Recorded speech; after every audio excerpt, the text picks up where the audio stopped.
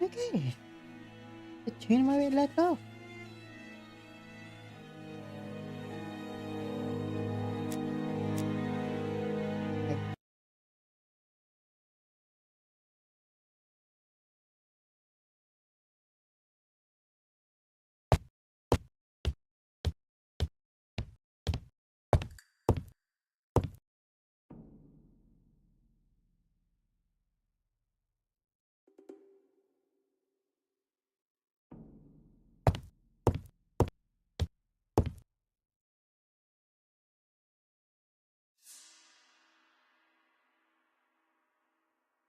April 1925, Aceh Province, Sumatra.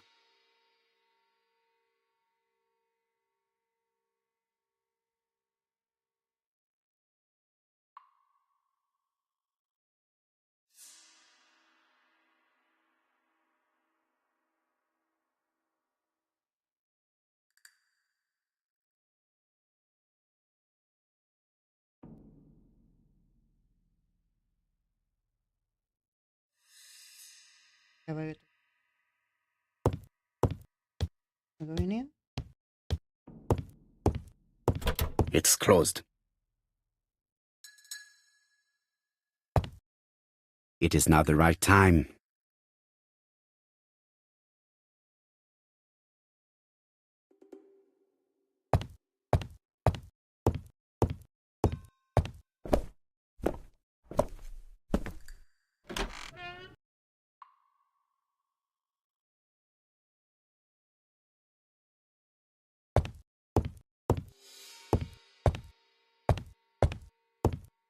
It would be rude to make Lady Clark wait any longer.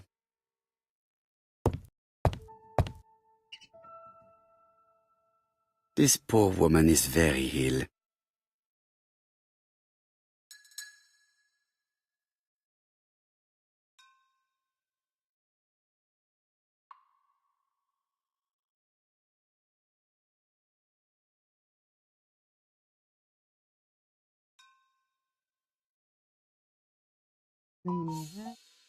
Please tell the nurse to hurry. Please. This woman is suffering. She is in no state to have a conversation.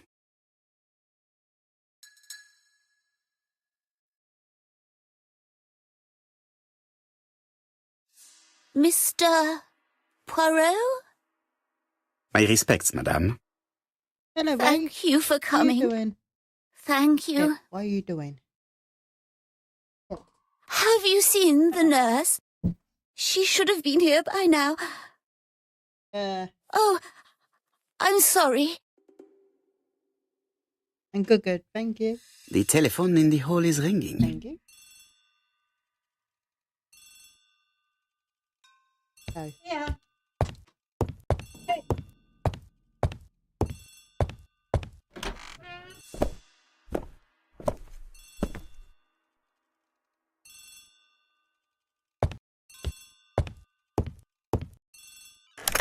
The Clark residence. Detective Hercule Poirot speaking. How do you do, Mr. Poirot? I'm Lady Clark's nurse. I wanted to let you know that I won't be able to come for her injection today. Might Miss Gray be able to do it? She has just left, but I will take care of it. Thank you. That's very kind of you. You'll find the skeleton key to open the medicine cabinet hidden in the lion trophy. You can count on me. Au revoir, mademoiselle. Oh, thank you kindly. Goodbye, Mr. Poirot.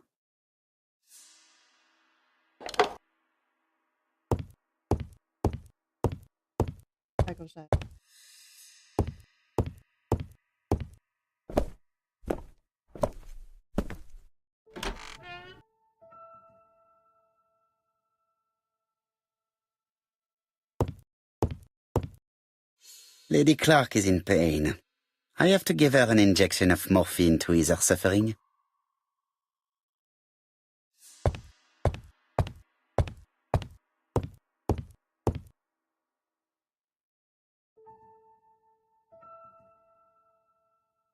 Lady Clark is in pain. I have to give her an injection. It's closed. Where's our key?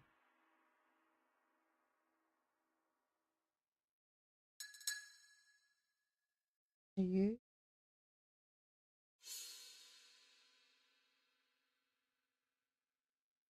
Oh, yes.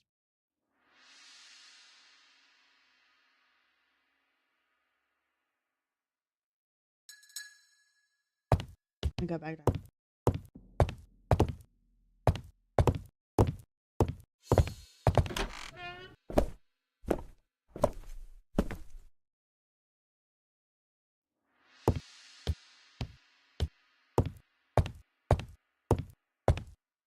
Lady Clark is in pain.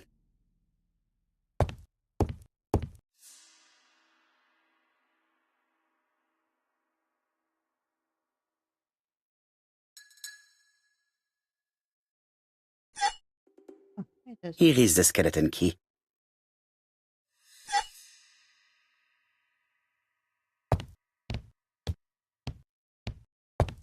Let's open that.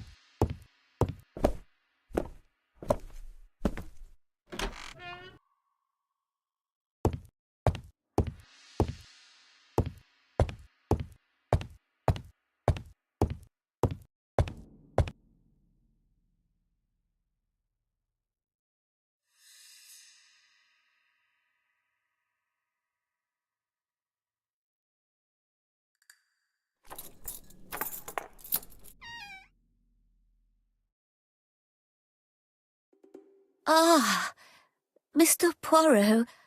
I feel better now. Thank you for your help.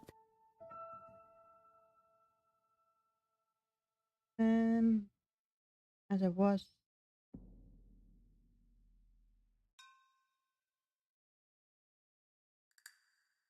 You asked for me, chère madame.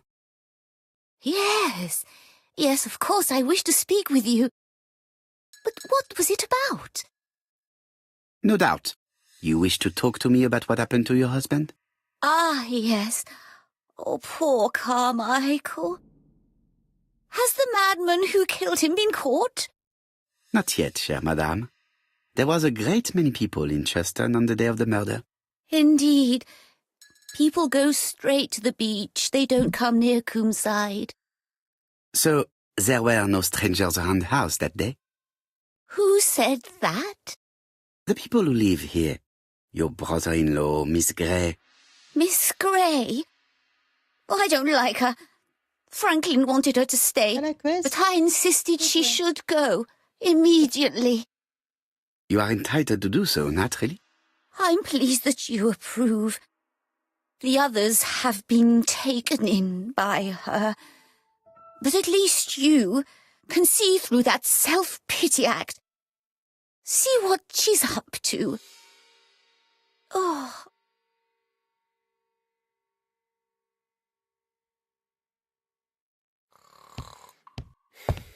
And she's asleep.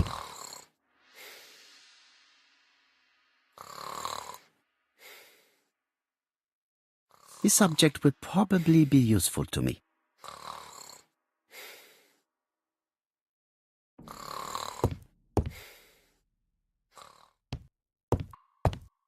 This subject would probably be useful to me.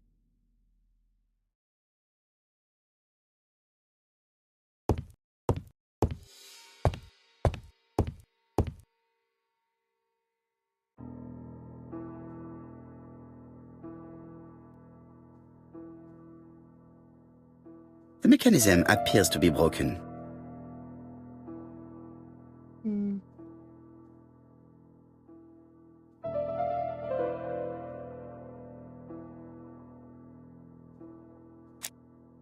Okay.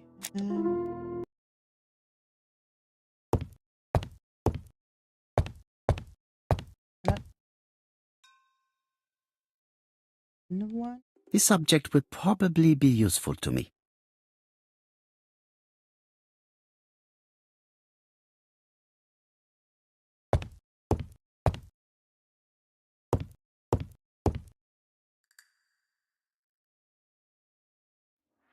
This couple appears to be having fun.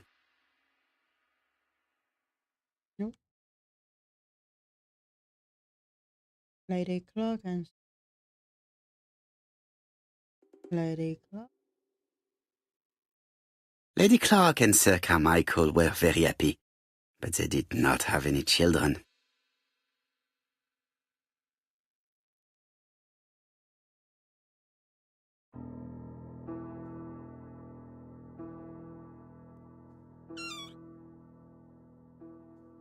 Ooh.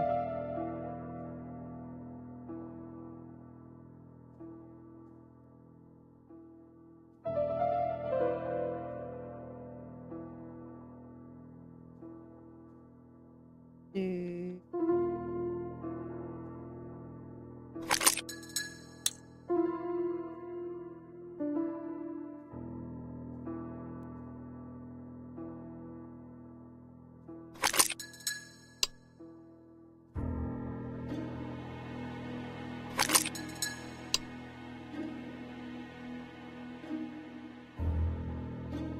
This spring appears to be broken. The mechanism appears to be broken.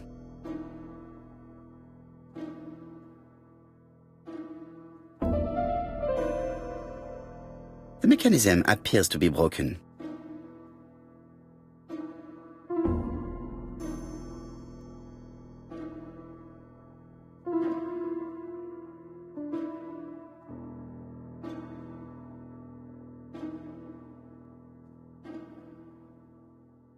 Firstly, I have to take it apart.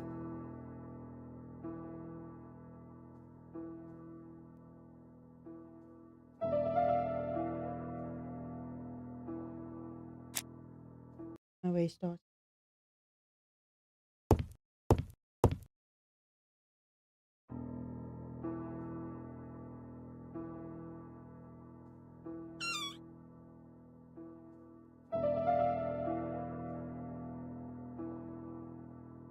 Firstly, I have to take it apart. This part appears to be working. This part appears to be working. This way.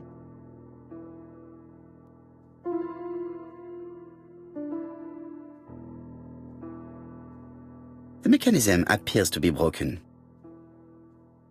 The mechanism appears to be broken.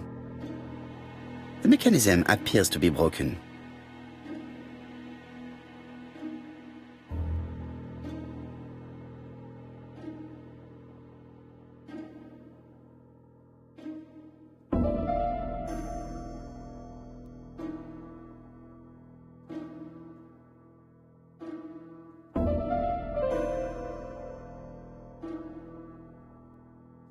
I have to put a new spring here.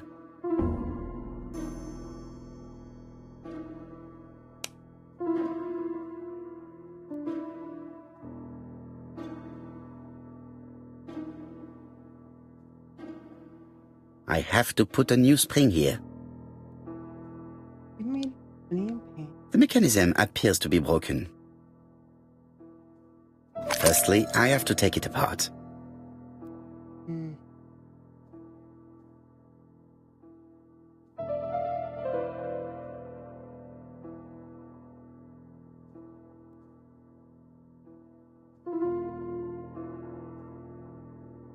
We're missing something.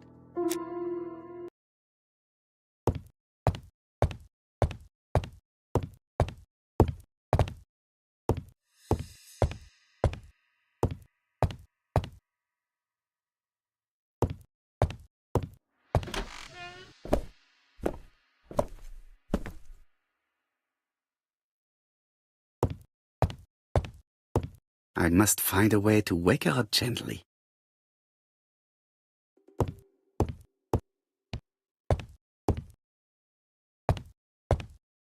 It is not the right time. I must find a way to wake her up gently.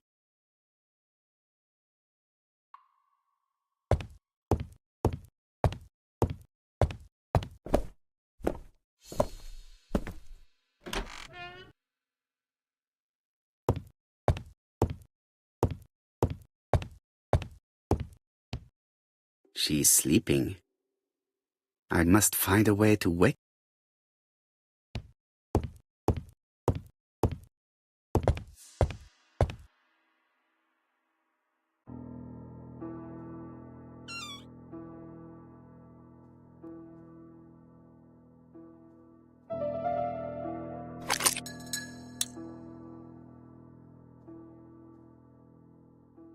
The bronze comb is preventing me from positioning this one.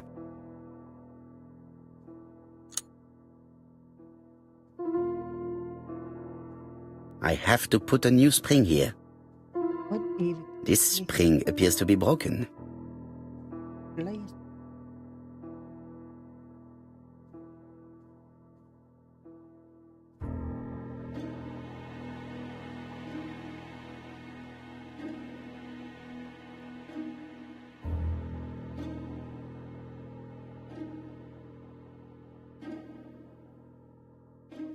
Thank you, pretty charming. How you doing?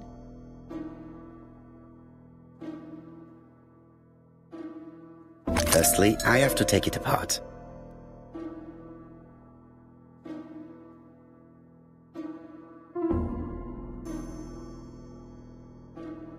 The mechanism appears to be broken.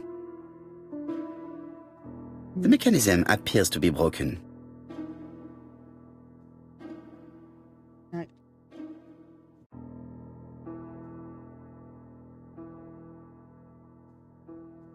This part appears to be working. The mechanism appears to be broken. The mechanism appears to be broken.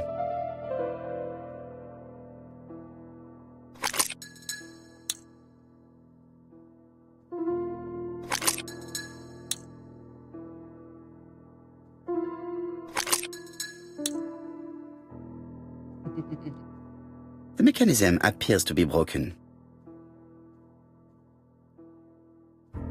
Firstly, I have to take it apart.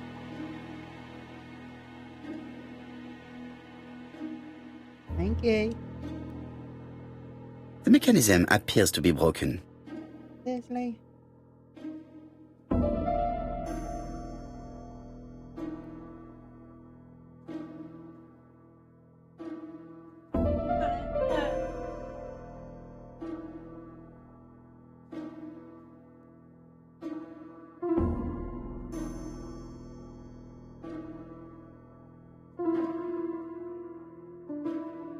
Firstly, I have to take it apart.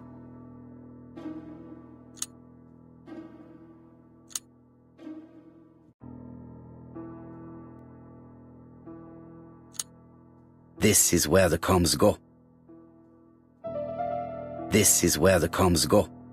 No, they're This spring appears to be broken. yes, I want to grab it.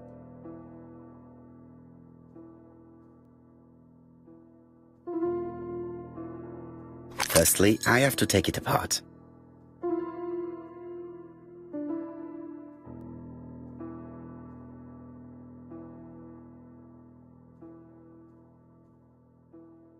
I'm missing. This part appears to be working. This part appears to be working.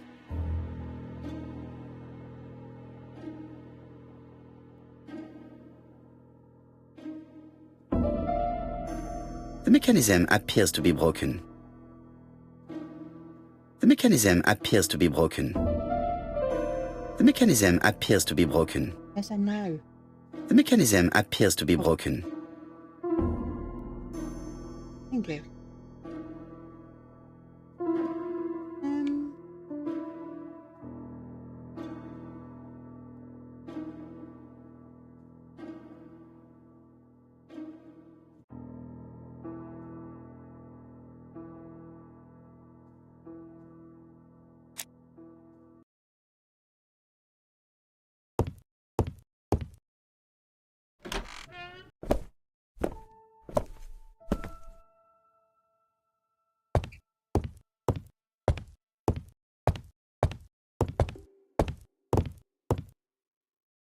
It is now the right time.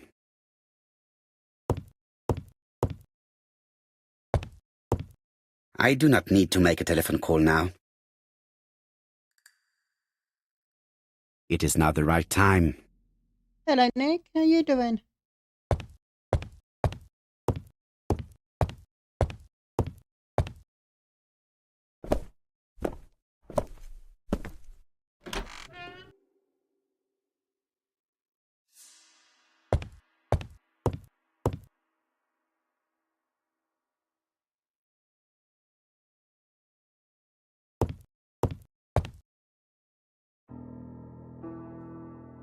Mhm.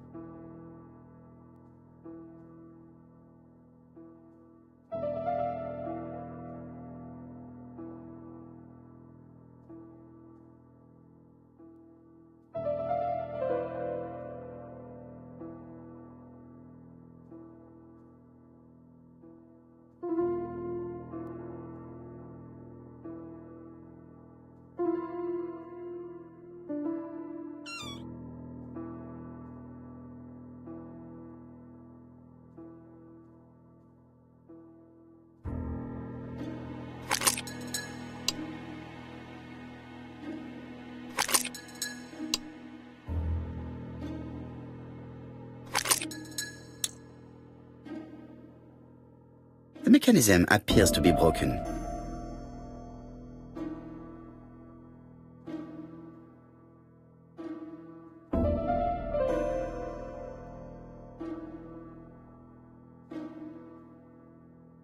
You need a spring. I'll find a spring.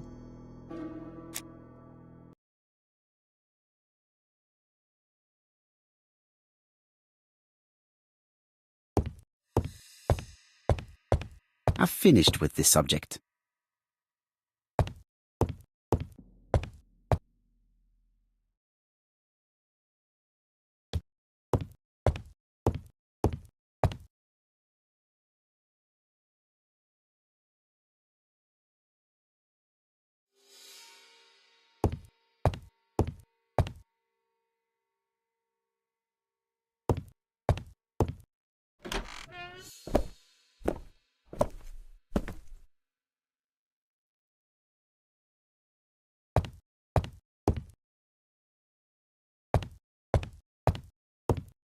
I must find a way to wake her up gently.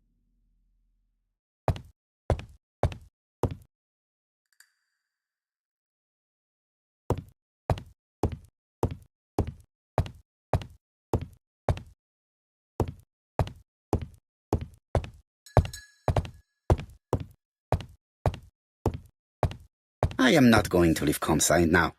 I still have some things to... I must find a way to wake her up gently.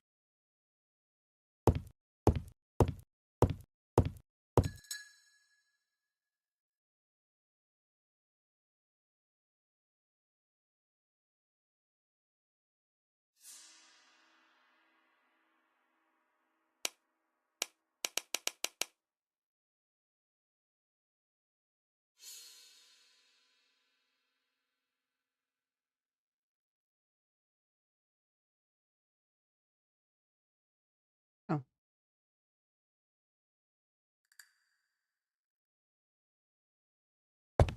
Okay, now we got a spring. And go backwards.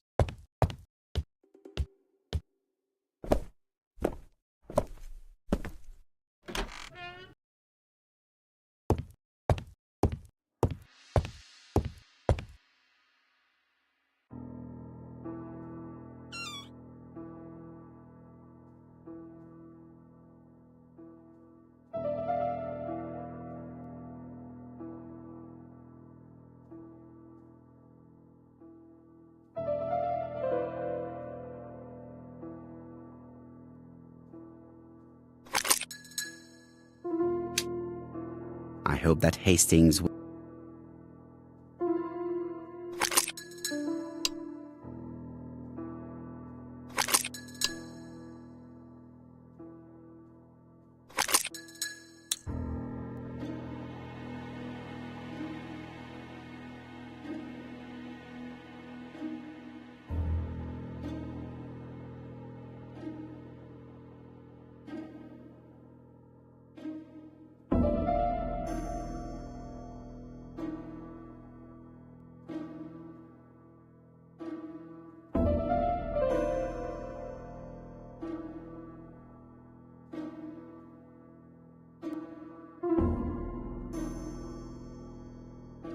This part appears to be working.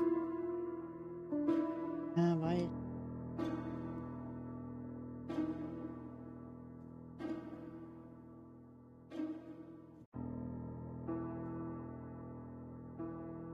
Hello, Boo.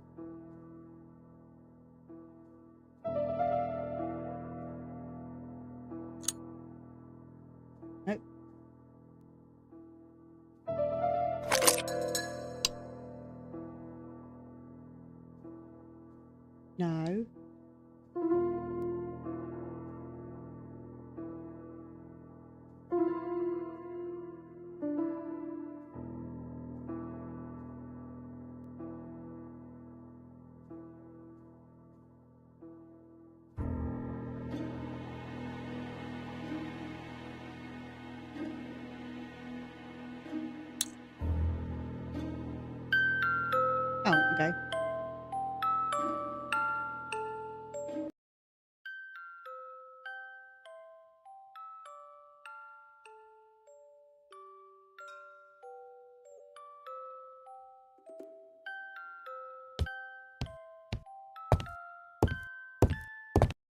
Oh, what are we talking about? Ah, yes, Thora Grey. Oh, Carmichael had great esteem for her, but for me she was nothing but a hypocrite.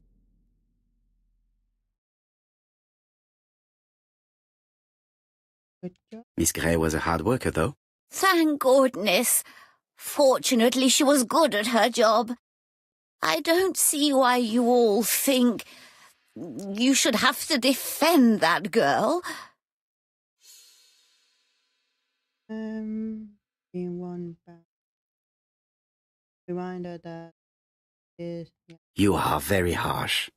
Do not forget that the girl is an orphan. Yes, and she used the fact to get around men. Take Franklin. He's fallen for her sweet-talking charms. Oh, he's a lovely boy, very plucky and sure of himself. But so naive. Oh, when it comes to women.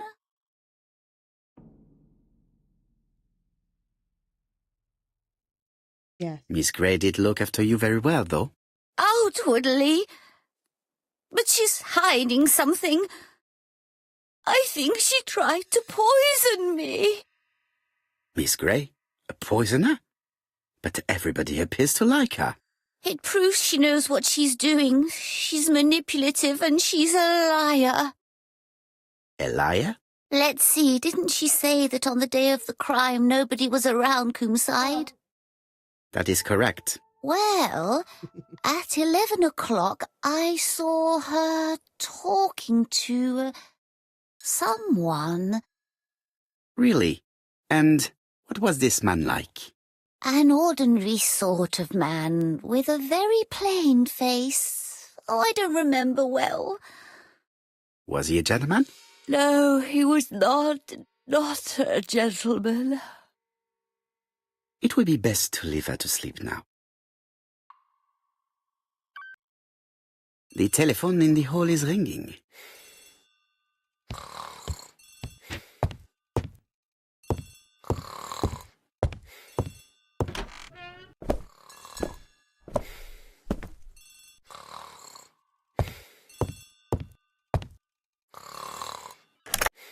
Hello? Poirot, is that you? Hastings here. Thank you for calling.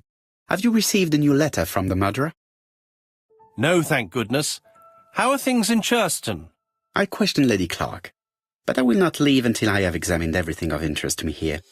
Fortunately, Franklin is absent, and I have a skeleton key. Have you seen Thora Grey again? Briefly. But rest assured, I intend to summon her to London soon. She's a fascinating girl. But secretive.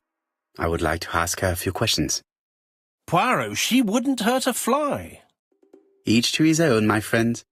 Yours are pretty orphans, mine old ladies that have the maladies. Poirot, are you mocking me? No ill intended, rest assured. À bientôt, mon ami.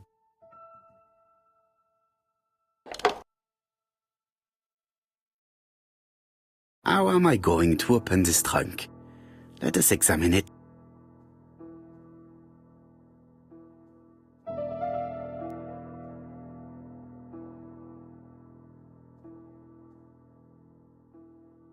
Nine. Oh. 15, 20.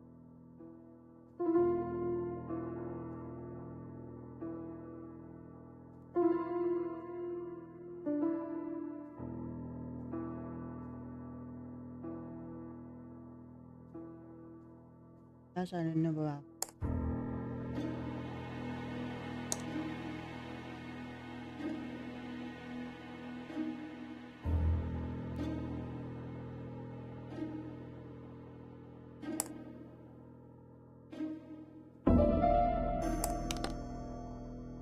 Leaving the code on the trunk. What a strange character Franklin is.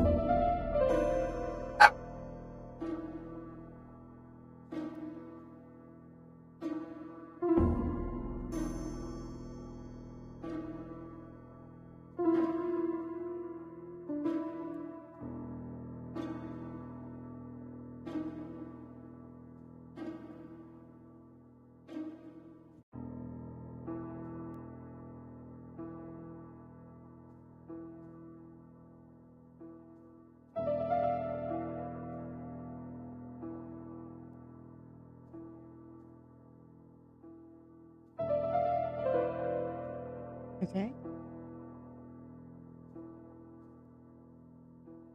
No, I want the other picture.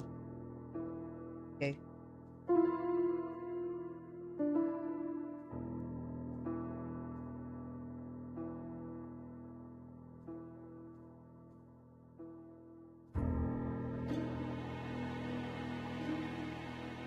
Honey.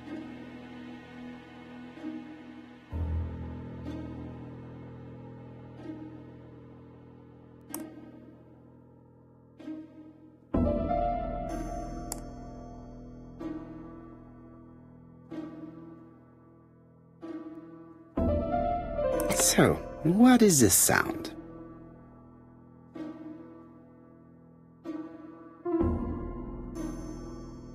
I should be able to open the trunk now.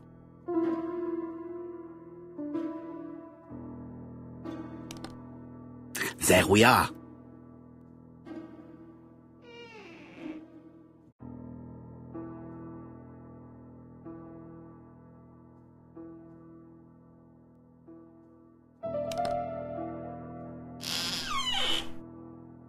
Whiskey and other good quality drinks. Mr. Clark really has refined tastes.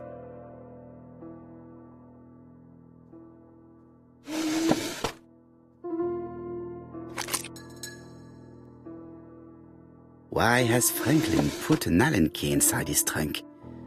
I'll borrow it for a minute. Nothing.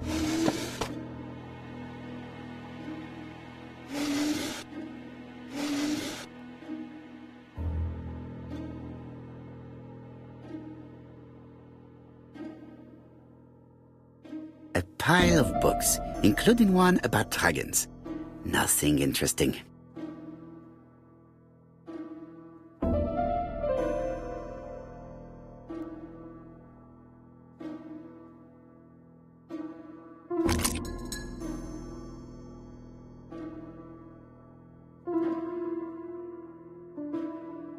No.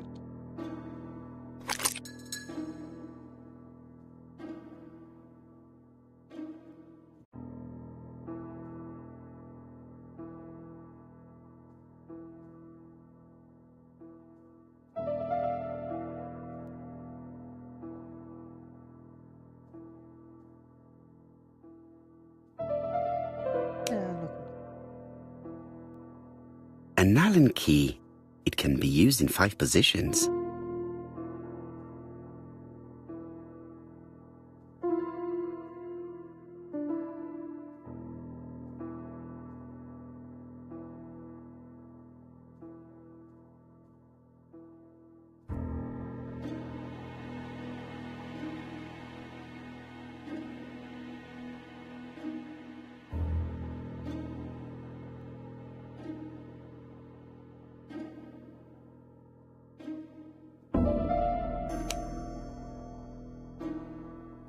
An Allen key.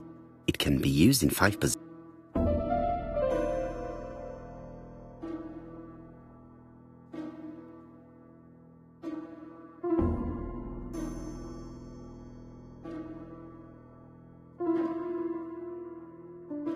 That one.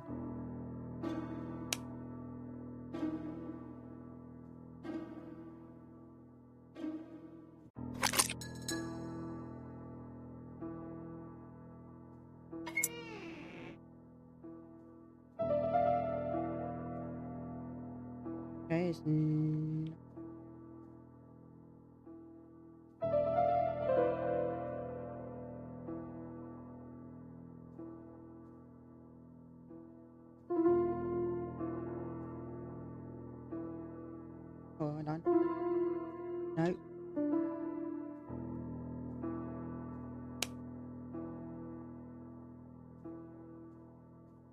An Allen key.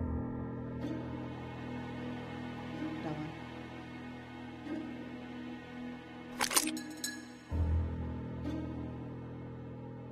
Another screw.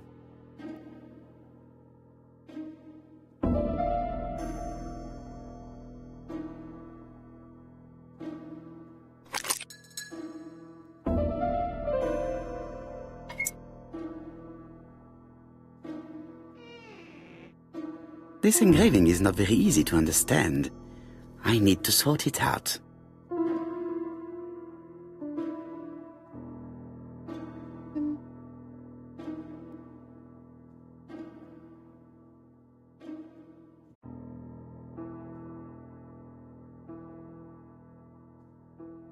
Hold on.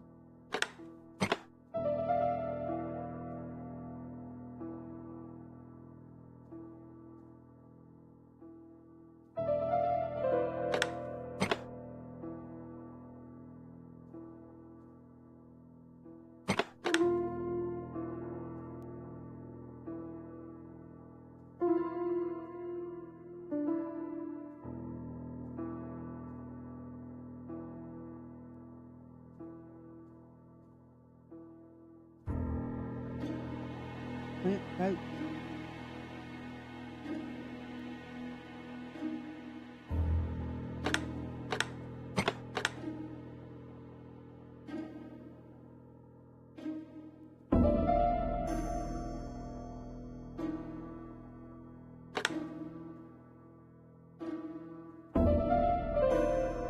Wait.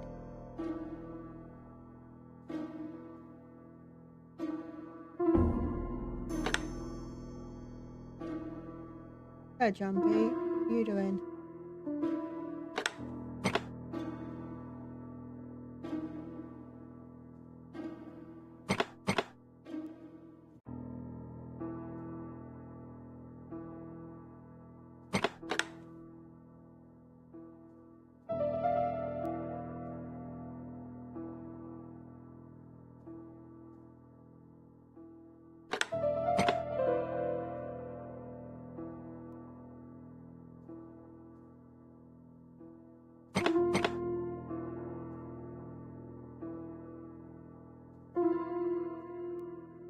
Franklin must really love his country to have an engraving in his trunk.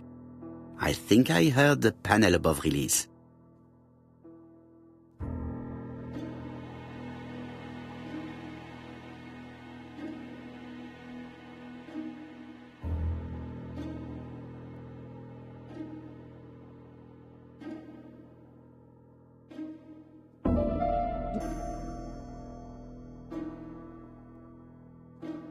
Need a logo.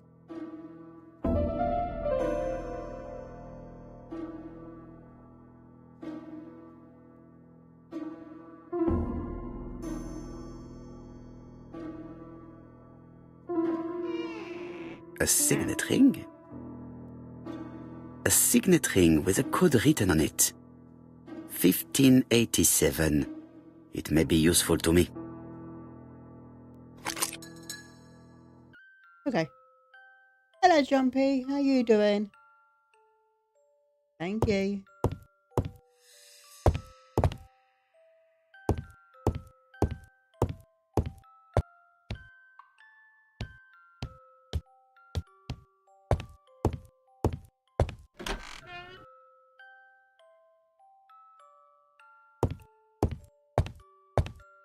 Good, good. Think.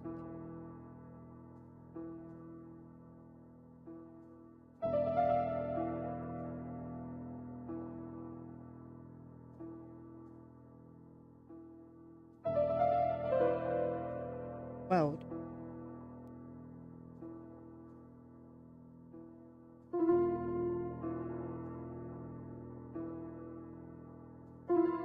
This plate appears to be able to move, but something is blocking it. This plate appears to...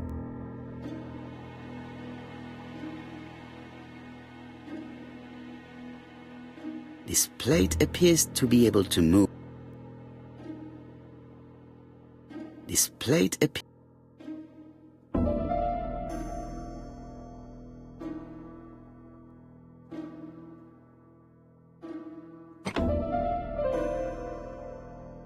think that signet ring should be placed here.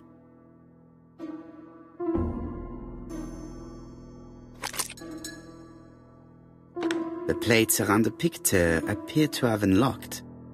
I think I've already seen these symbols on Franklin's trophies.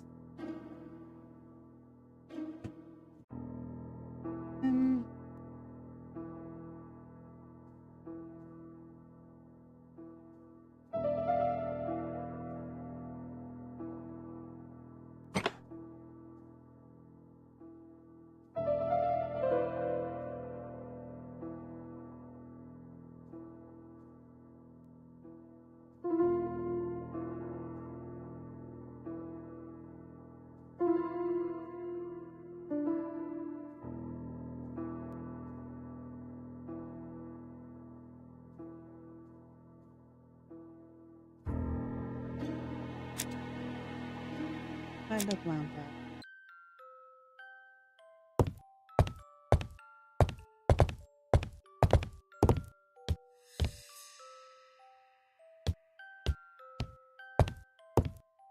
No? Okay.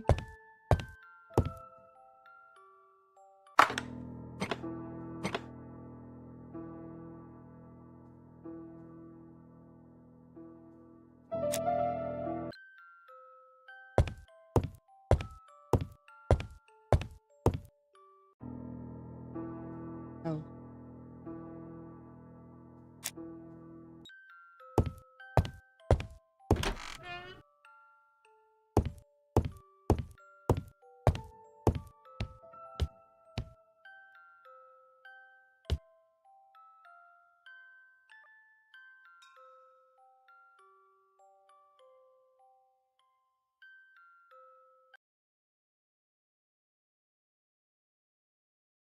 The Black Dragon's Curse.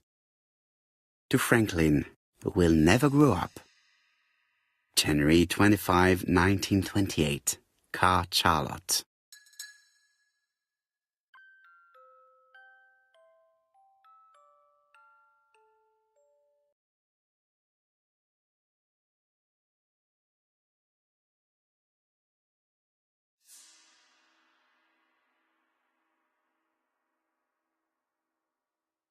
Miss Thoroughgrey, Comside, Chuston, Devon.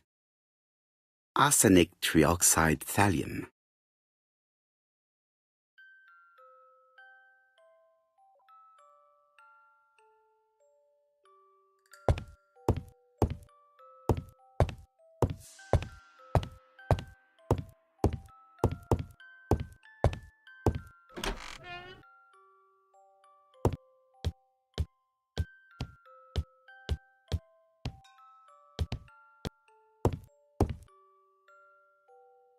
I see some papers that were not there the first time I visited.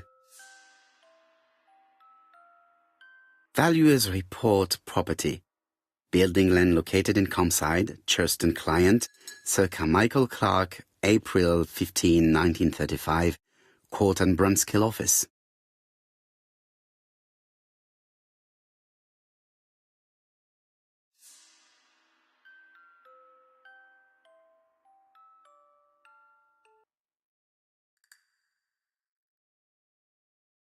Ernest Logan, MD, Brighton Cancer Institute, 201 Dusk Road, Brighton, Sussex.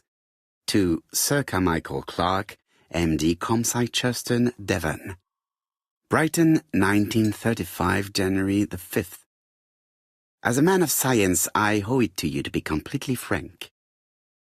Lady Clark, your wife is suffering from a generalized terminal cancer. I confess I didn't suspect anything like that during the first exams. But with the test results I have received today, there is unfortunately no place for doubt. I estimate that Lady Clark's life expectancy is no more than 1 year. Hospitalization would not help in her case, so I advise you to keep her at home and provide her with as much morphine as required to ease her last moments. Yours sincerely, Ernest Logan.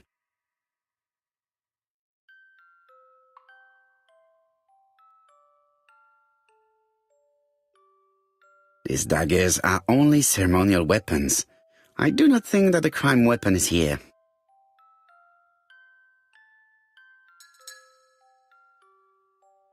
Valuers report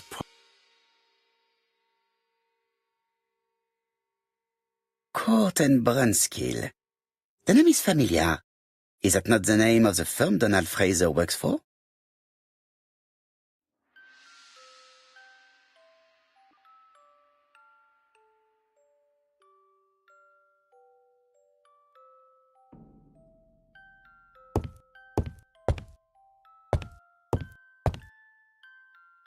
The door is locked.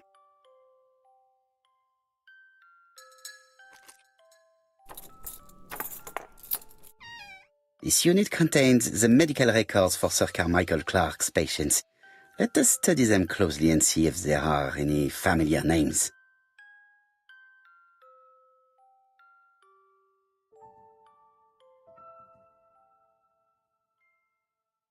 No dust on the records from A to D. They've been handled recently. No known names. Disappointing. Lots of dust.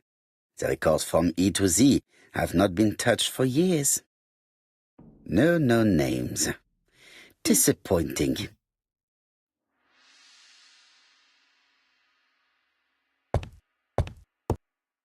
Sir Carmichael's collection could rival that of a major museum.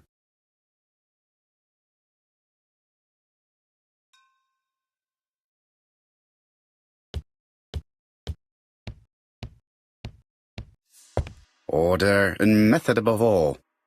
Let us finish examining the mansion while no one is around. Hold on. Hold on. Can you do it? Can you jump? Come on, jump through the window. Good boy.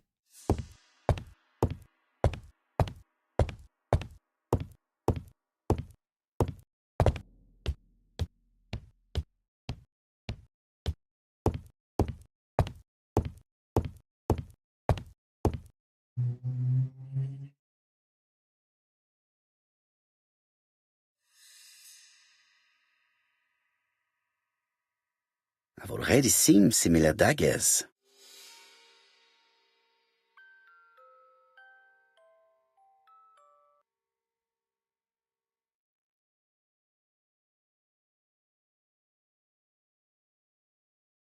A dark dragon for a bright-haired maid.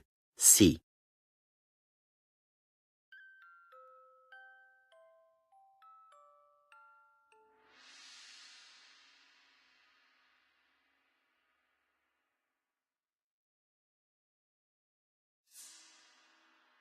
Attention, Franklin.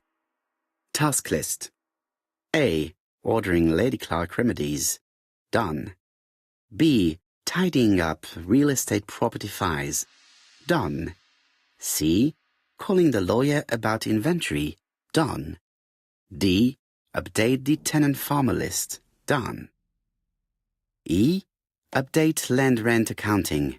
Done. F. Ordering a restock of arsenic. Done. P.S. I have left on the living room table some of my things I don't want to keep. The locket and the dagger. I am sure you know why. Thora.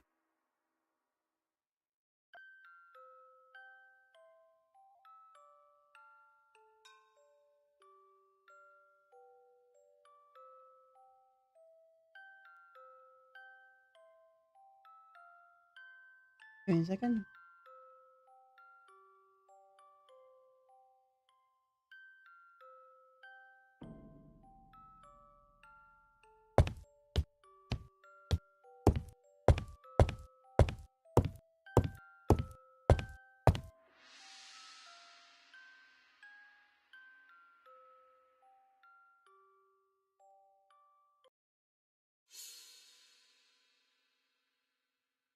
Compass, point to the south.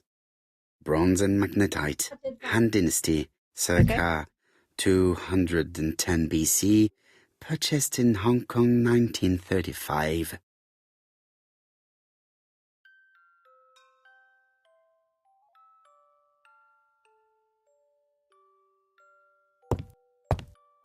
There are some very valuable objects here.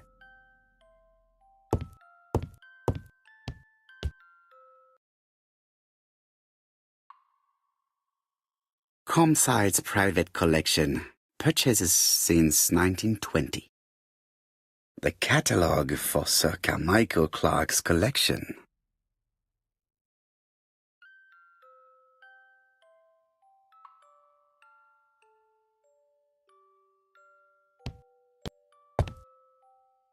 Sir Carmichael's collection could rival that of a major museum.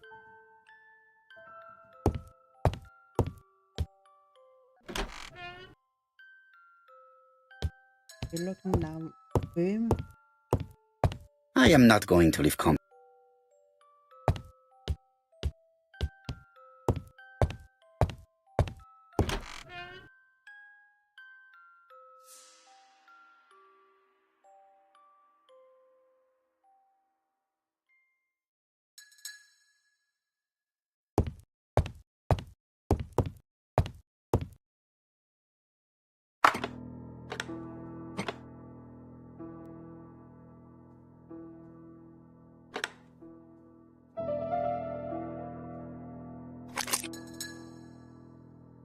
The plates around the picture appear to have unlocked.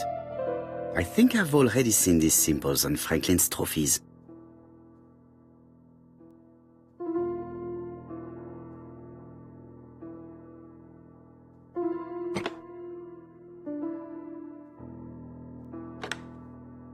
Um,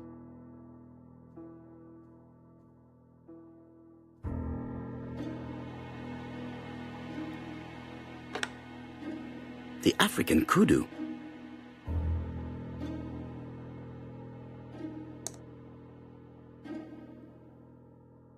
Just guessing here.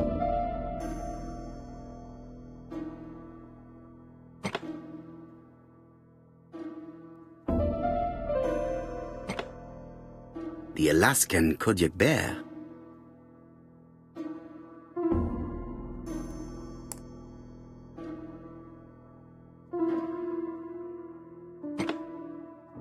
The lion of Sumatra. I heard the sound of a mechanism. Strange way of protecting one's safe. Triangulating one's hunting sites on a map.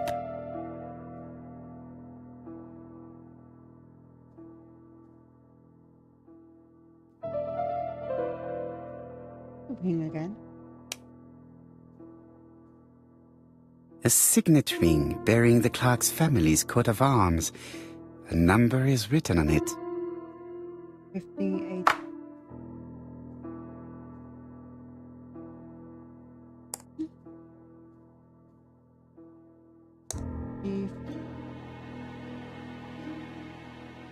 Eight. Burn.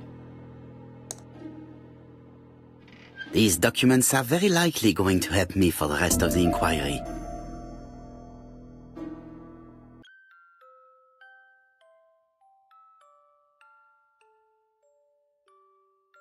Charlotte Clark, Comside, Churston, Devon. To Mr. Franklin Clark, Peninsula Hotel, Salisbury Road, Chim Sha Tsui, Kowloon, Hong Kong, Comside, 1935, January 1st. I wish you with all my heart a happy year 1935. Writing my greeting cards, I have affectionate thoughts for you. Always smiling as a child, sailing to distant countries and bringing back to us trunks full of wonder. At home, everything annoys me, starting with this young Thora Sir Carmichael is so fond of. I have nobody to share my feelings with, so I write to you. How can I tell you what happens to me? The simplest way the better. I am doomed. I still have 1 year to live, no more. How do I know? I opened the secret drawer of Carmichael and read a letter not addressed to me. Might be long. In this letter, Dr. Logan tells my husband in the most direct way the truth he conceals from me. So, I know. But my husband doesn't know I know. Please don't tell him. And if he shares the truth with you, act as you were surprised. Carl will probably speak in his usual convoluted way, but I wanted to be the first to announce it to you.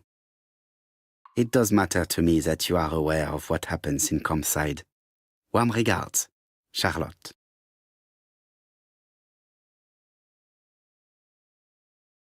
Sir Carmichael Clark, Campsite Churston, Devon, to Mr. Franklin Clark, Peninsula Hotel, Salisbury Road, Tsim Sha Tsui, Kowloon, Hong Kong. Campsite, 1935, January the 12th. Dear Franklin, first, I wish you a good start to a successful new year.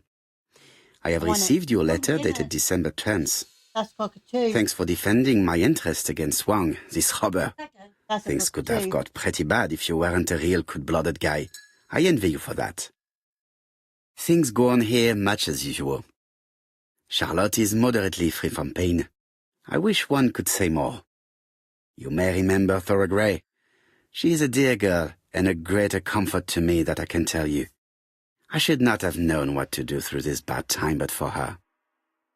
She has an exquisite taste and shares my passion for Chinese art.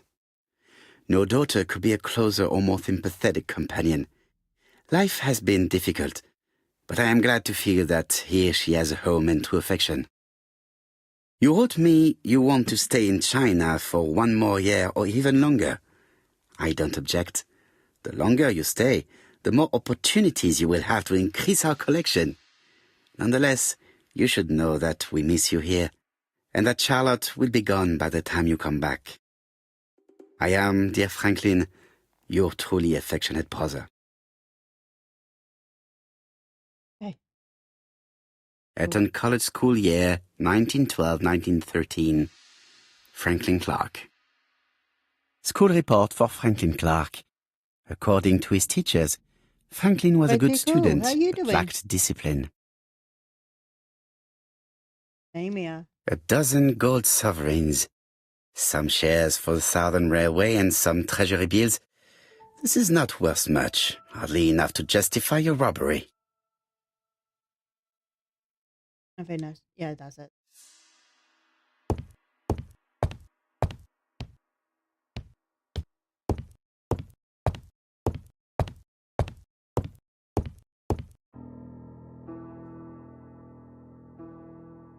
Four Chinese symbols are engraved on this padlock. Good.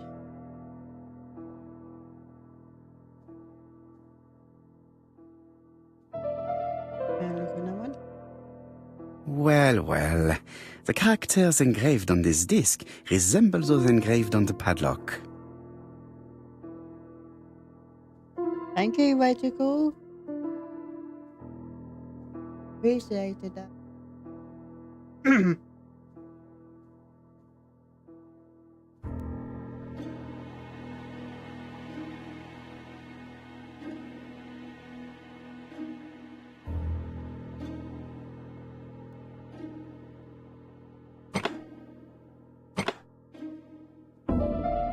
This character appears to be the wrong way round. Maybe I should look to the padlock again. Okay.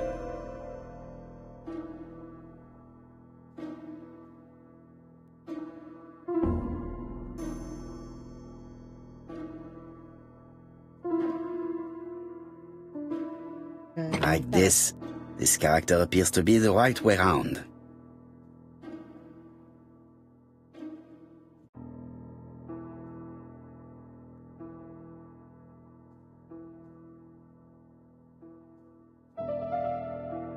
Oh yeah. My way round. Take it that way. That's it. This character appears to be the right way round.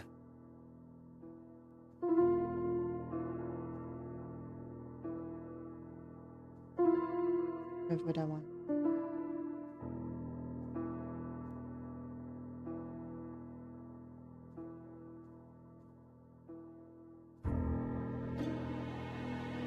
Here we go.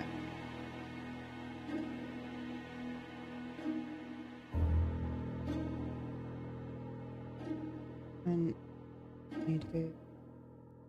That's it. This character appears to be the right way round. What's up?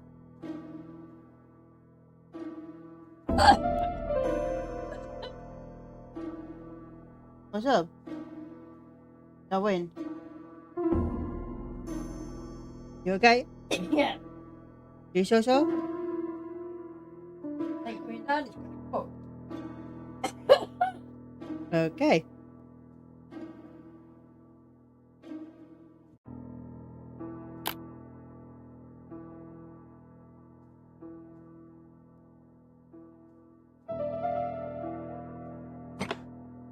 No. Like this. This character appears to be the right way round. Very good. All the circles are facing the right way. What are they showing me? Okay. There's... No, it's not the right code.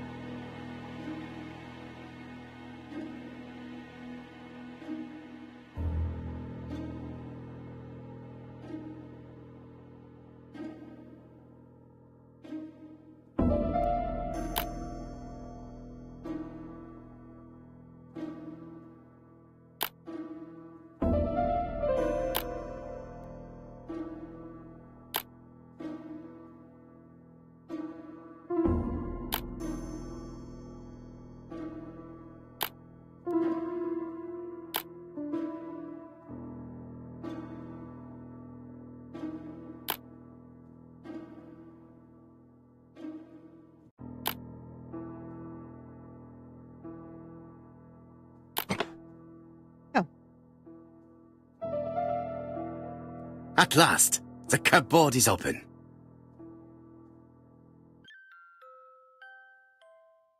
Helmet, flask, and rifles.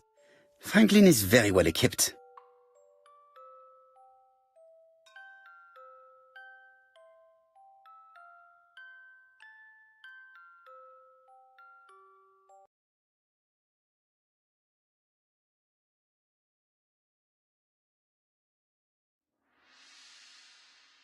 Traveling in China, a practical guide for English travelers.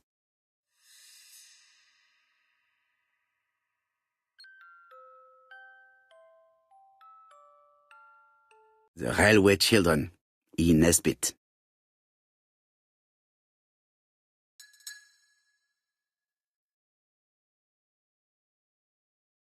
For Franklin, Und Effie's Christmas, 1910.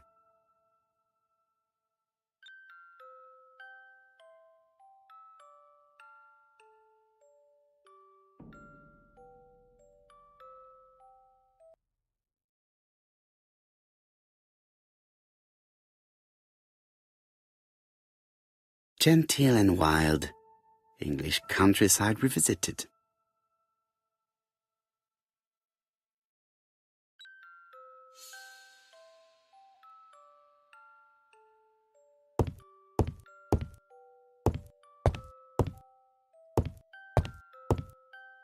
Okay.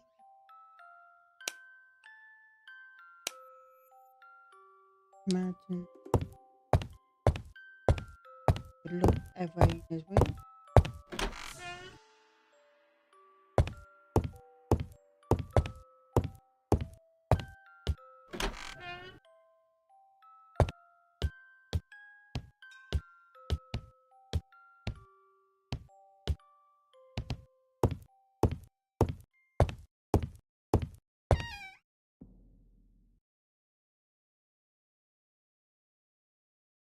Where is the horrible smell of carrion coming from?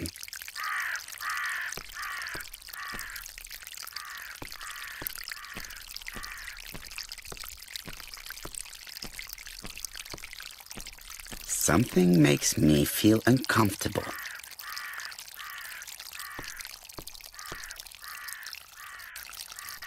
Double. Brown pellets. Revolting. Brown pellet. Revolt. Tut-tut. The gardener does not follow the alignment. There, that's better. It is symmetrical. There, that's better. It is symmetrical.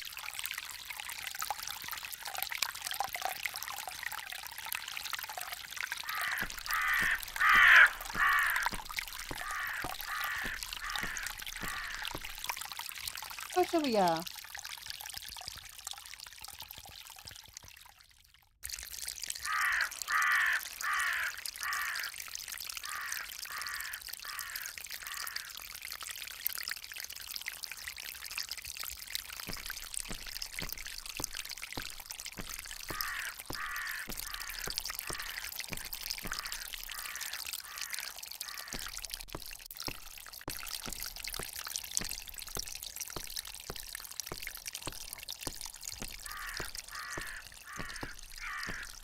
I would like to congratulate Clark's gardener. What symmetry!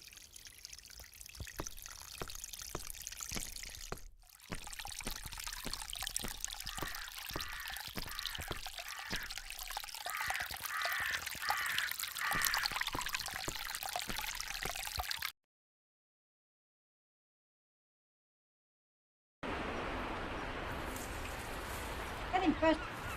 He is. Yeah. Yep.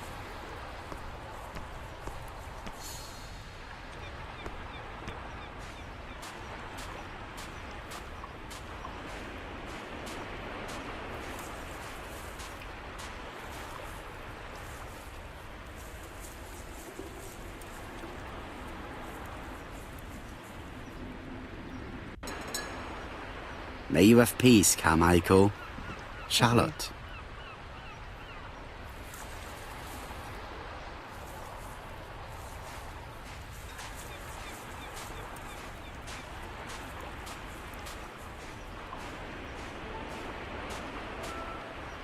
Thank you, way too correct.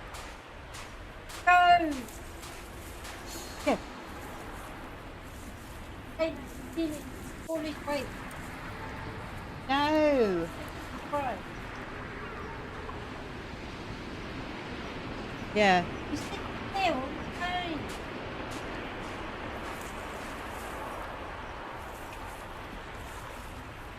Yeah, I am so.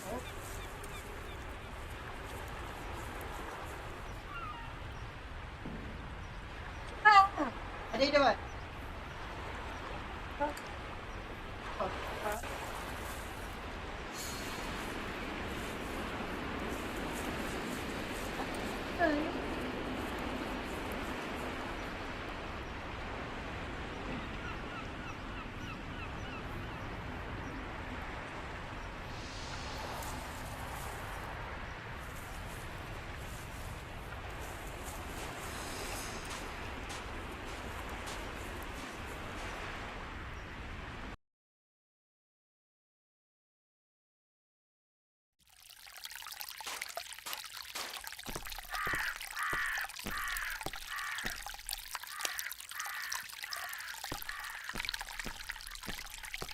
Hold on.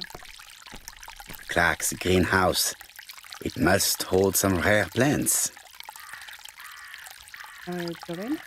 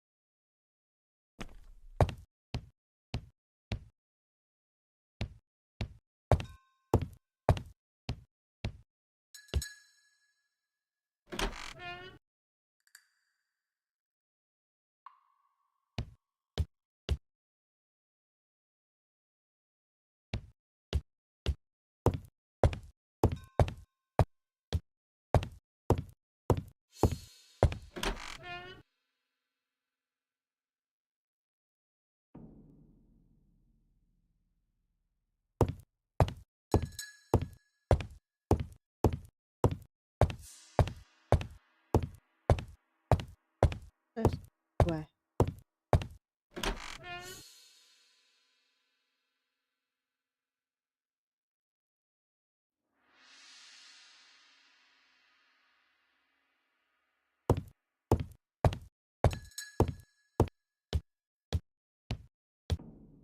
Go back upstairs. Best to leave her to sleep now.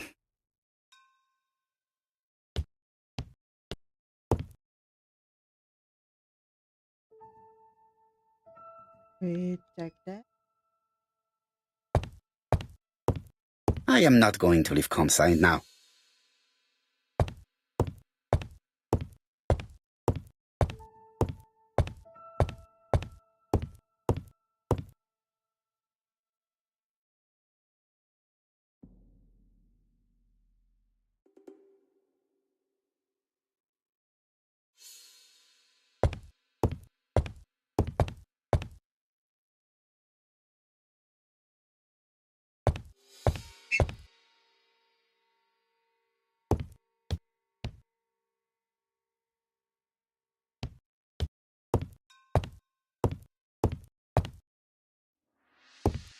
Come on.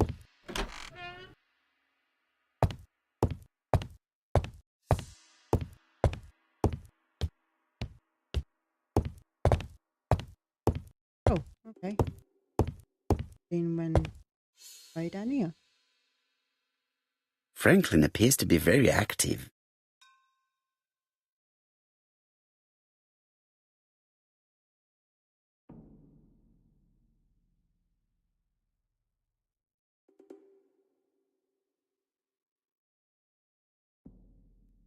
Franklin Clark appears to be a typical British gentleman, a good sportsman, a hunter, a traveller.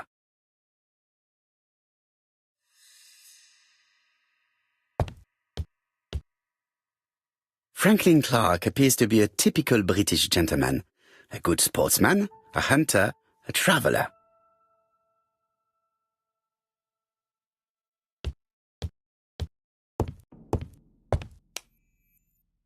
Hmm.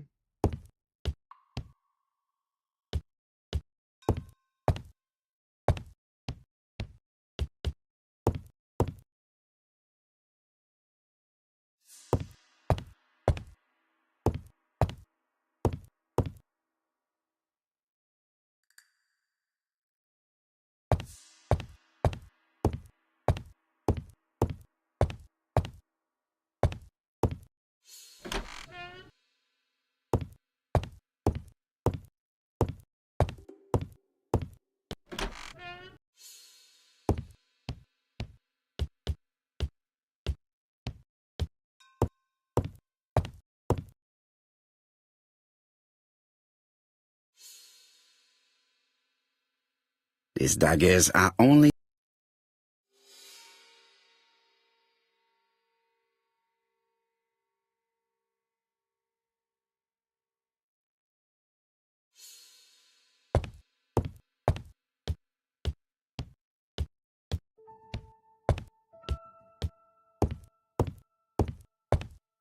They are some very valuable.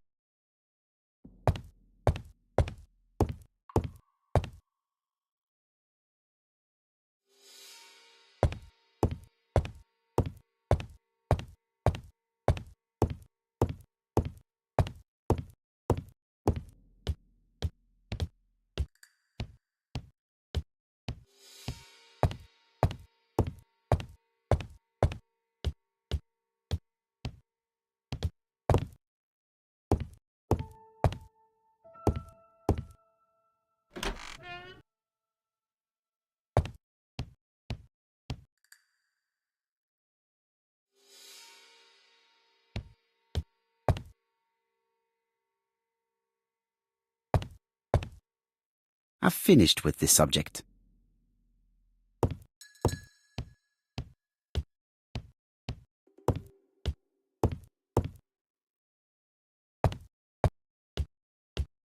We're missing.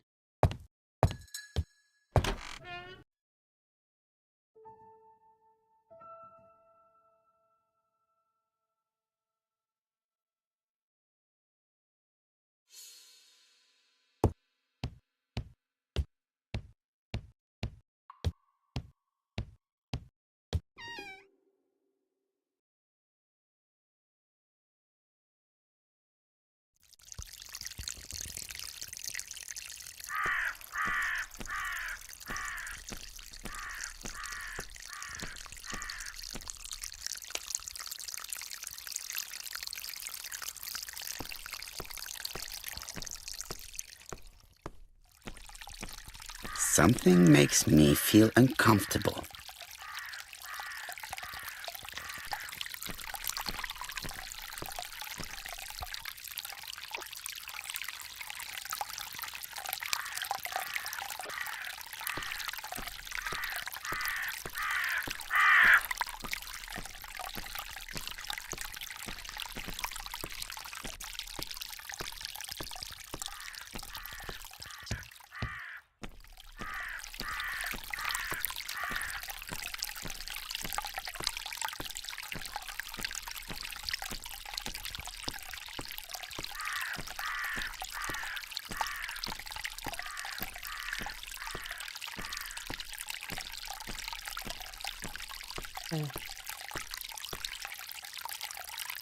It was probably the gardener who lit this fire.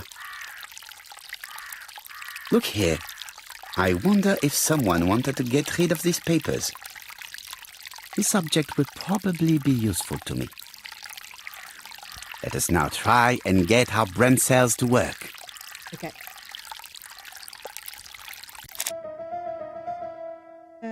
What?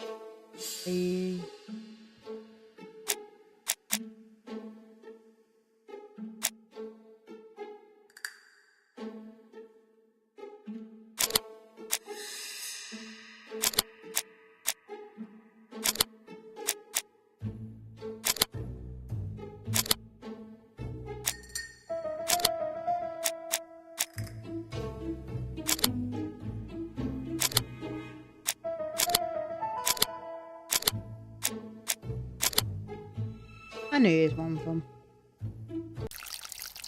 Everything that Thorgray has left behind comes from Sir Carmichael's collection. He most probably gave them to her, but she chose to leave them here rather than run the risk of being accused of theft. It is understandable when you know just how much Lady Clark mistrusted her. Let us now try and get our brain cells to work.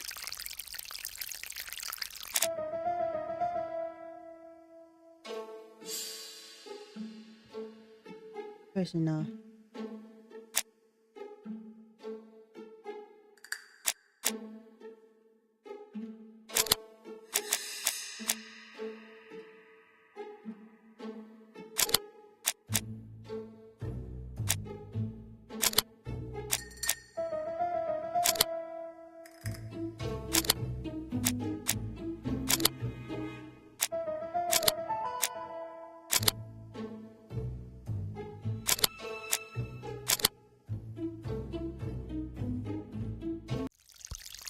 Thorgray had no reason to kill someone who only had few months left to live.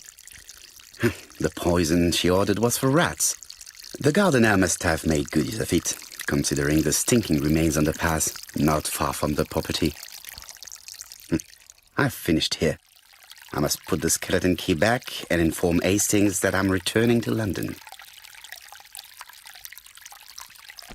Oh, I need to do.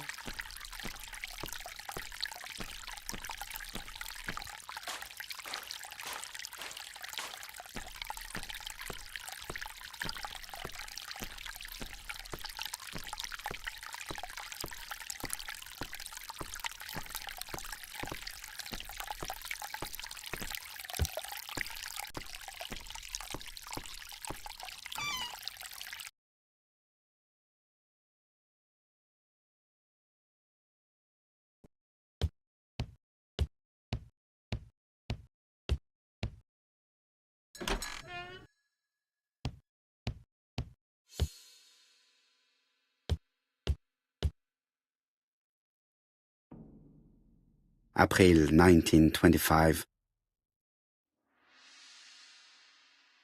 April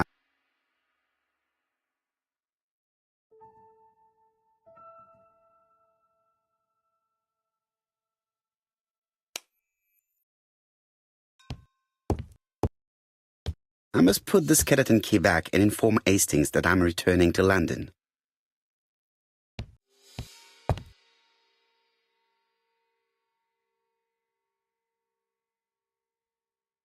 April 19.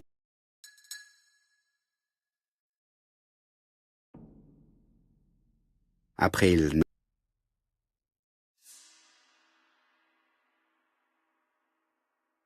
Okay. Perfect. Nothing else is keeping me here.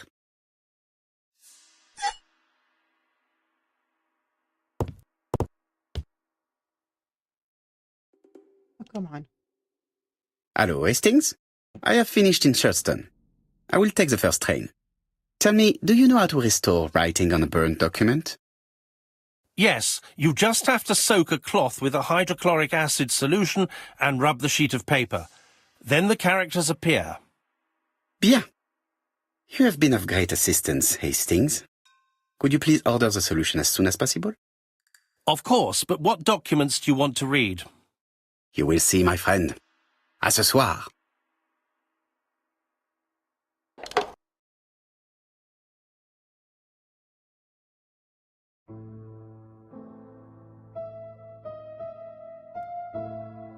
Donald Fraser is here. He insisted on waiting to see you.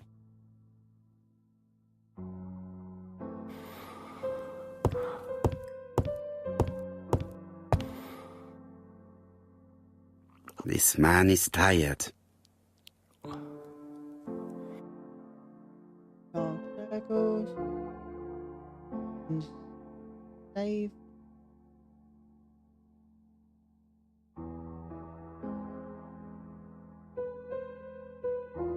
Donald is short of sleep, and it looks as if he didn't even bother to undress before going to bed.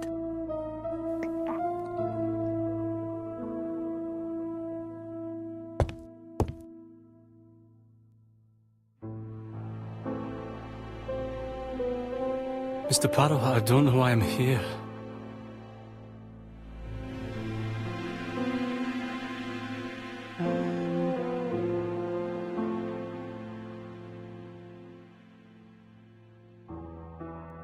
You wanted to talk, and you came to find the only man capable of hearing you. Mr. Poirot, since Betty's death, I've doubts about myself. I don't know what to do. And I keep having a horrible dream 3 nights in a row.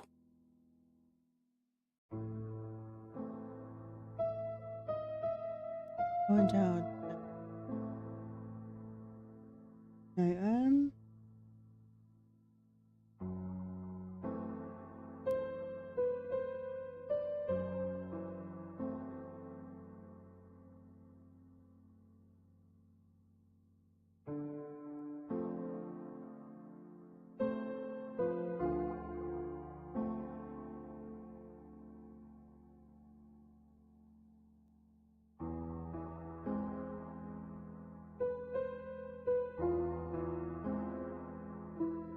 Have a drink, and tell me about this dream.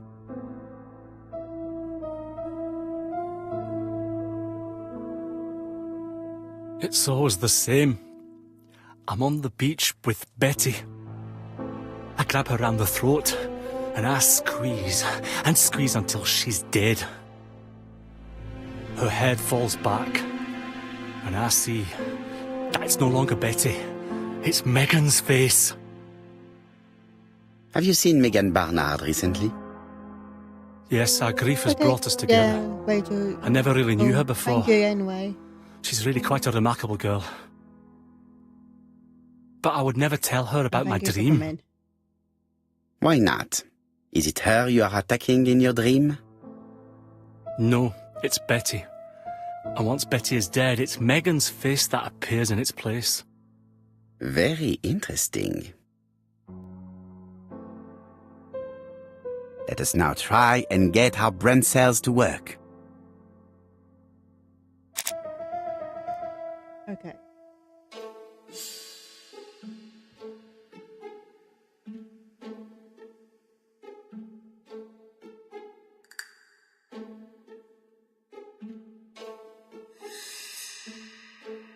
Let's try that one.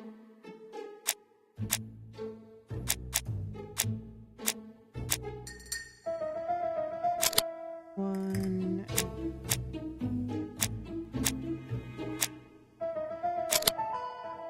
No.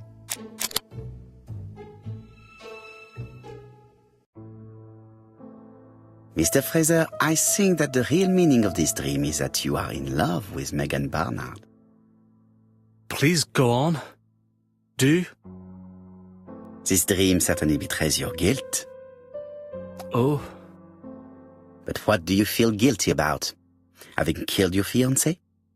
Possible. Or forgetting her very quickly for her sister? Certainly. And this forgetting is perceived as a second death. So you don't really think I was the one who killed Betty? I do not exclude this theory. I am simply saying that I do not need to know that fact to explain your dream and your guilt. Thank you for being frank, Mr. Poirot. You've helped me a great deal. I'm going back to Bexhill. I'll not take any more of your time up. It is late, Mr. Fraser, and you are tired. I'll sleep on the train.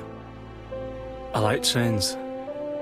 It's easy to sleep rocked by the sound of the wheels. Poor boy, he seems completely lost. Well, women seem to like him. I think Megan will take care of him. Oh, I remember. Did you order the product I needed? Yes, we'll be receiving it tomorrow. Bien, it is late, and I asked Miss Grey to come tomorrow morning. I have a few questions I wish to ask her.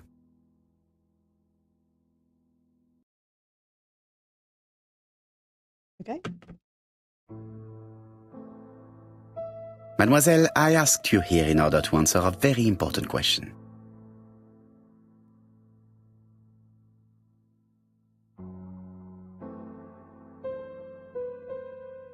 But remind her that she's not seen anyone on the day of the murder. Am I right in thinking you said that you did not speak to anyone on the day Sir Carmichael was murdered? It's the absolute truth. Yet, Lady Clark maintained that she saw you talking to a stranger on the front doorstep. Really? She must have been mistaken. Oh, I remember now. I'd forgotten all about it, but it wasn't important. It was just a salesman. One of those traders who sell stockings from door to door. Can you describe him to me? Medium size, glasses, dark suit, and a felt hat. Not the sort of man you notice. Completely harmless. That's why I forgot all about him. Nothing else? He was very hesitant and shy. Usually door-to-door salesmen are very confident, but he wasn't. As wonder overall. You did not leave Churston willingly, I believe. I don't wish to lie. Lady Clark did not appreciate my presence. And Franklin could not go against the wishes of a sick lady. He is a good man, and he worries a great deal about his sister-in-law. I noticed that you left some personal belongings behind at Churston.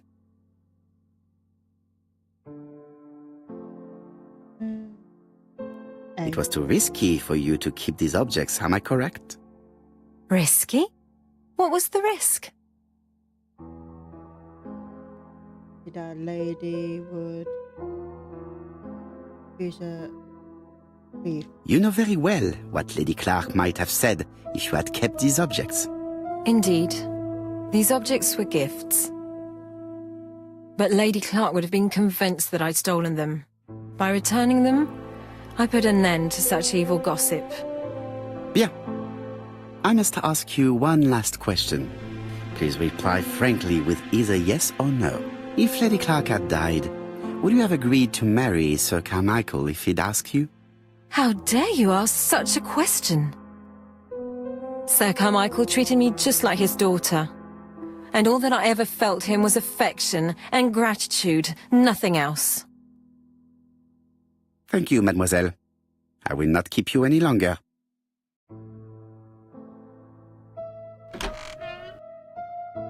I met Thora Grey on the stairs. Her cheeks were ablaze, and she appeared to be deeply hurt. Poirot, have you offended the poor girl again?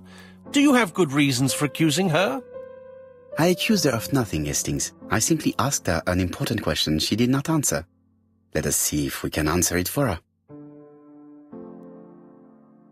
Let us now try and get our brain cells to work.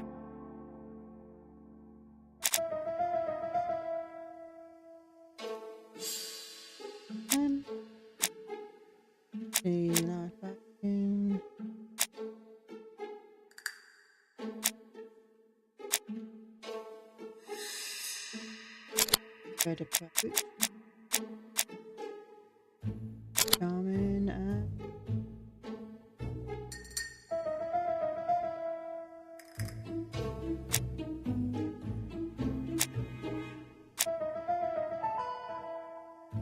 come on.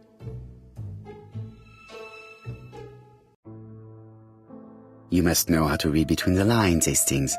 When Sir Carmichael refers to paternal affection, he is lying to himself. Read this engraving on the brooch. A dark dragon for an angel with glossy hair. These are the words of a lover, not a father.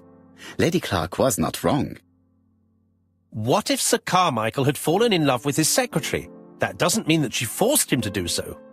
True, there are extenuating circumstances. She is a penniless orphan. But she is calculating. Just look how she avoided it when asked if she would have married Clark. I see. You think she seduced Sir Carmichael for her own gain, and that now she is doing the same with his brother. Poirot, your world is a very dark place. Do not get carried away, mon ami. We have another more important matter to settle. Really? Yes, would you believe that Miss Grey taught me something new? Let us now try and get our brain cells to work.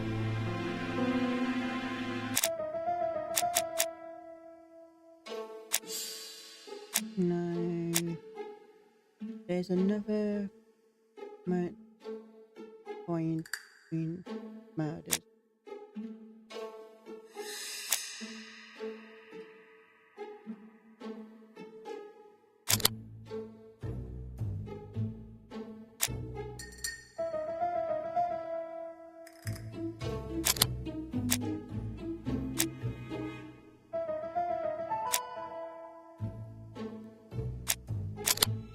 No. Oh, got it. It's perfectly clear, Hastings, perfectly clear. Indeed, a stocking seller visited Andover, Bexhill and Churston on the day of each murder. We have our suspect. This should be of interest to Job.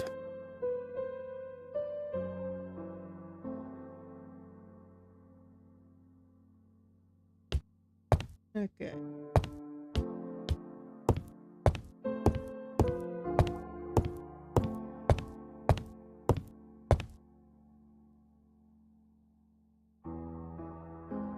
It is not the right time.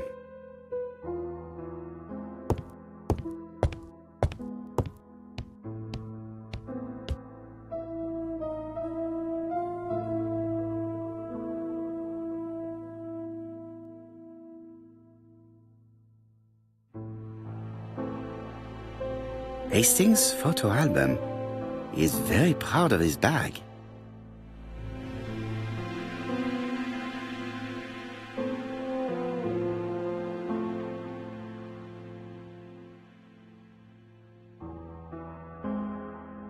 Churston, Devon, population 500 inhabitants. Hourly of trains. London, Churston. Trains of evening. London, 6:45 p.m. Newton about 11 a.m. Churston, 11:45 a.m. London, 11:45 p.m. Newton about 6:08 a.m. Churston, 7:15 a.m.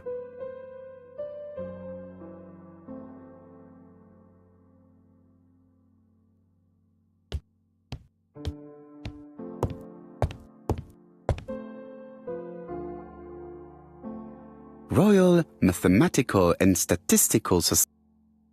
It's highly probable that the alphabet murderer will kill again. Could we possibly estimate the... Yes, and it is easy. As soon as we know the ratio of towns, cities and villages whose names begin with a D and the ratio of English people whose names are spelled the same. On the one hand, the ratio of towns, cities and villages in England with a name starting with D, and on the other hand, the ratio of English people. After, Okay. go to the Daily Blag, August. Sometimes, three. This.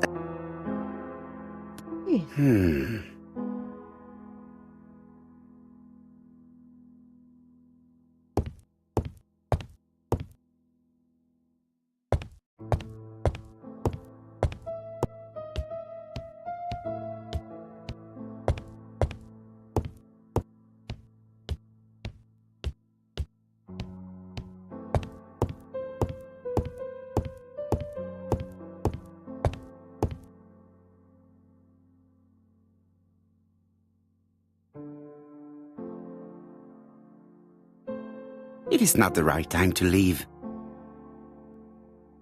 It is not the right time.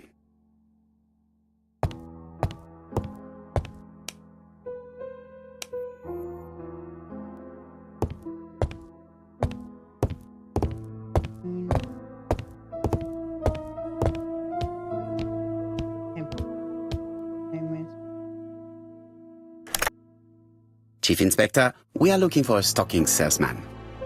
I see you have a suspect. Yes. Contact all the stocking wholesalers who may employ him.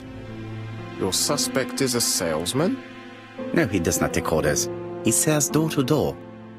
Right. The hunt is on.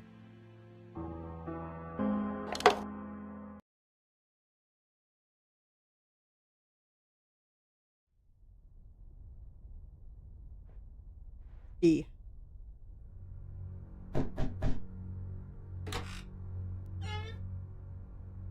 Are you leaving, Mr. Cust? Yes, I'm going to Cheltenham.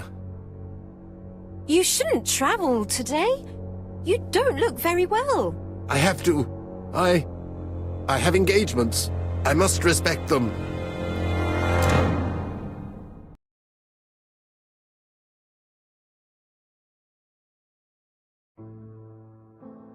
Can you get the post, Hastings?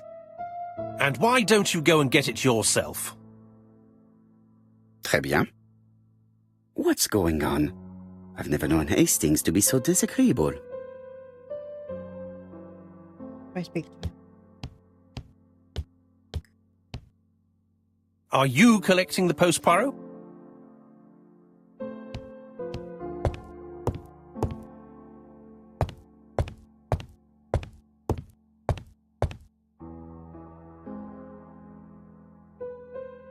Poor Mr. Poirot.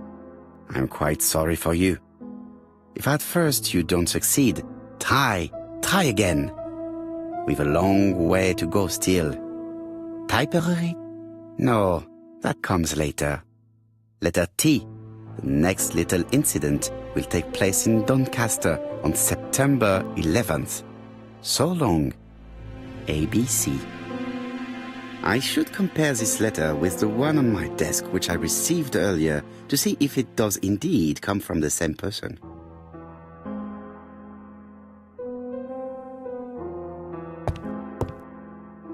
It is now the right time.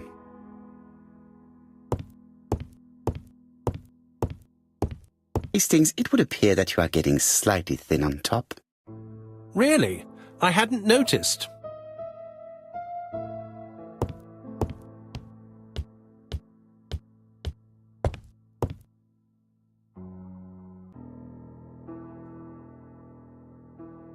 Drinking time.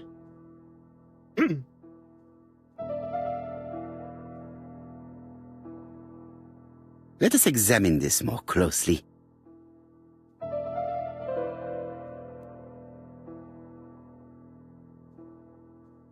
Hello, Sign Hunter. How are you doing? Certain characters in the two letters may have similar defects. Yes, the A. Right, let us compare. That's right, the A. I have to find... Next is a W, then an I. The W is... Let us examine the characters in this word. No. The W is not printed properly. I'm doing fine, thank you. And thank you for dropping by. Right. Let us compare this with the other letter. Of course, the W characters in the two letters do indeed have the same defects. I have to find... Yes, this I... Right. Let us... Yes, the I characters in the two letters do indeed have the same defects.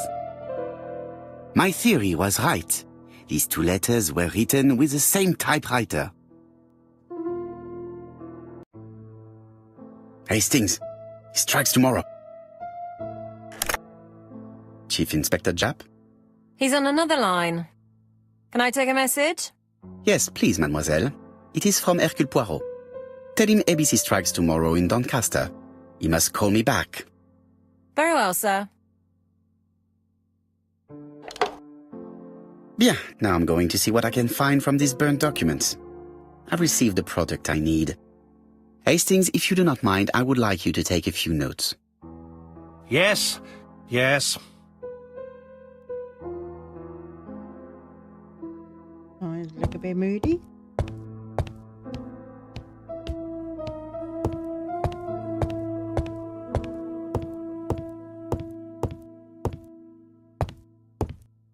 Now, down to work. What of this needs putting in order a little?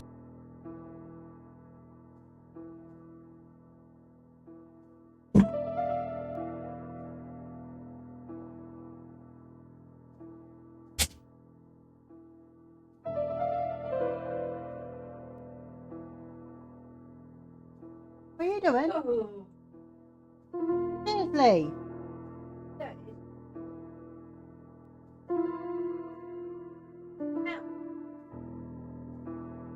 Okay, don't. Seriously.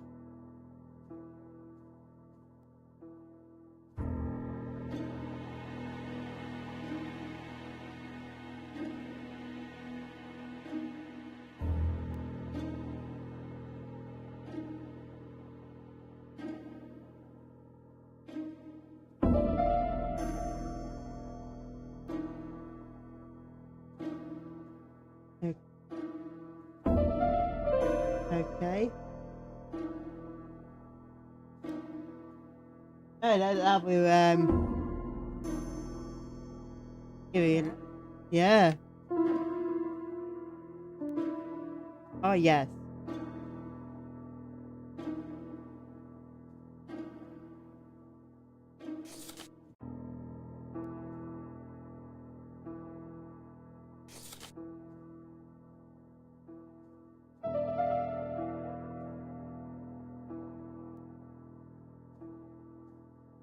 I think that this is right. Hold on. Be right back.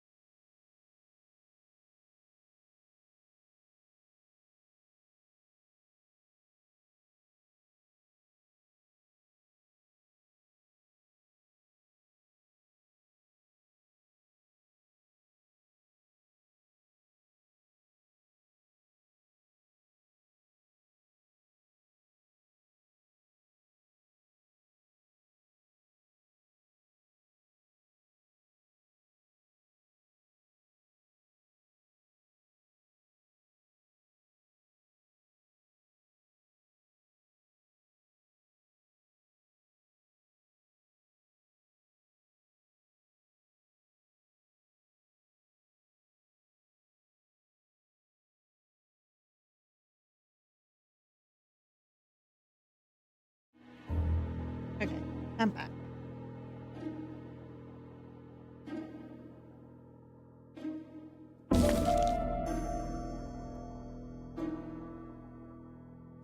This page is finished. That's done. 3 more to go.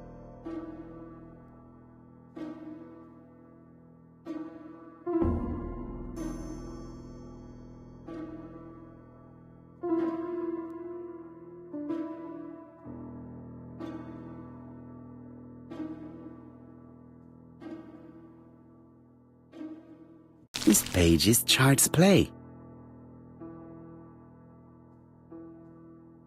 Thank you, Shiny Hunter.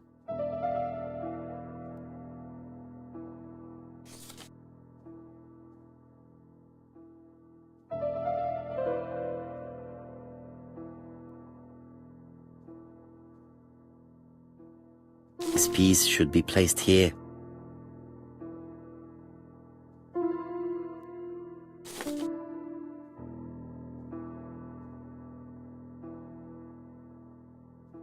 This page is finished.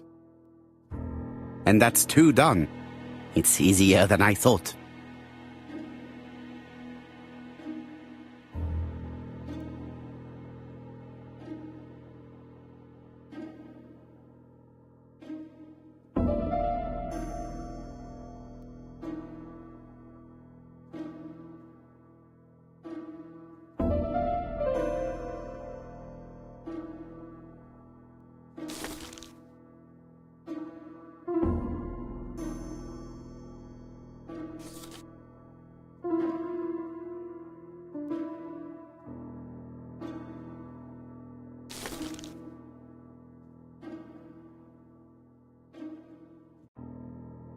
I think that this is right. This page is finished. Only 1 more. Keep going.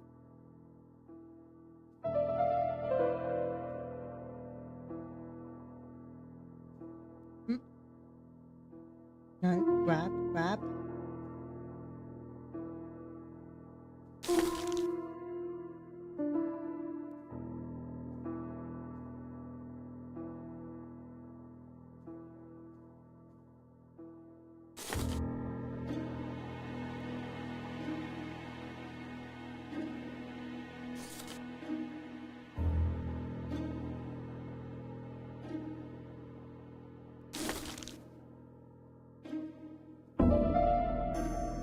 This page is finished. All the pages are reconstructed.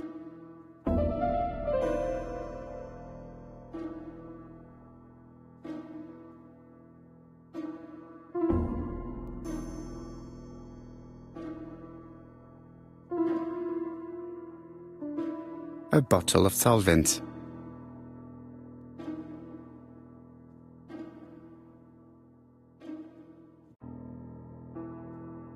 A bottle of solvent.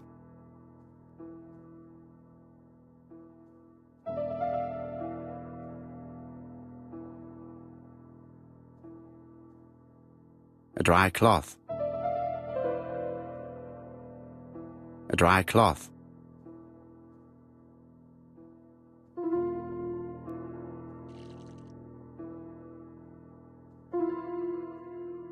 The cloth is now soaked with solvent.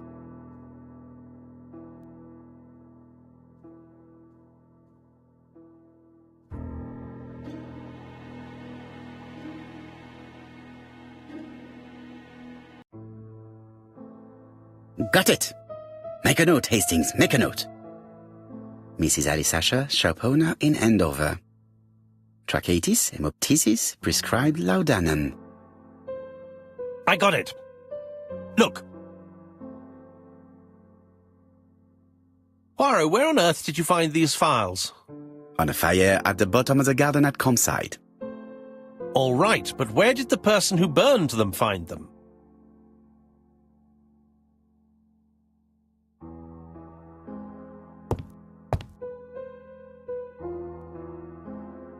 Alice Asher, shopkeeper in Andover.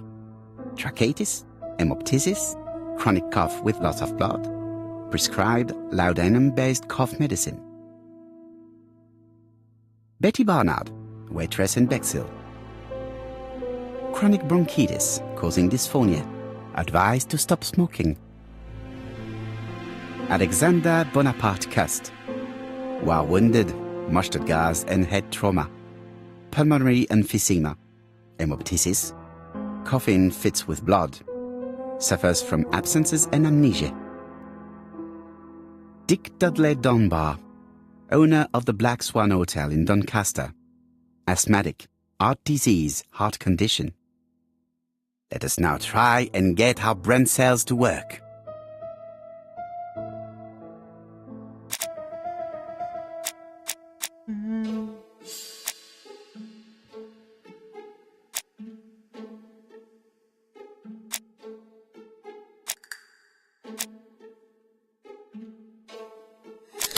Just with one.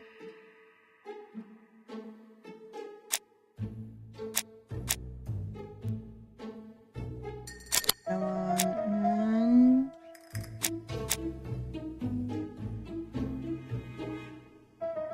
come on.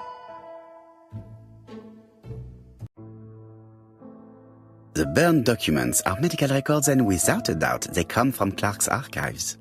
First of all, because all the patients have throat conditions. And secondly, their name starts with either A, B, C, or D, and it is precisely the files that match these letters that have been tampered with. But why burn these files? Okay. How come the names of the 2 victims appear on them? And who are the 2 other patients? These are very good questions.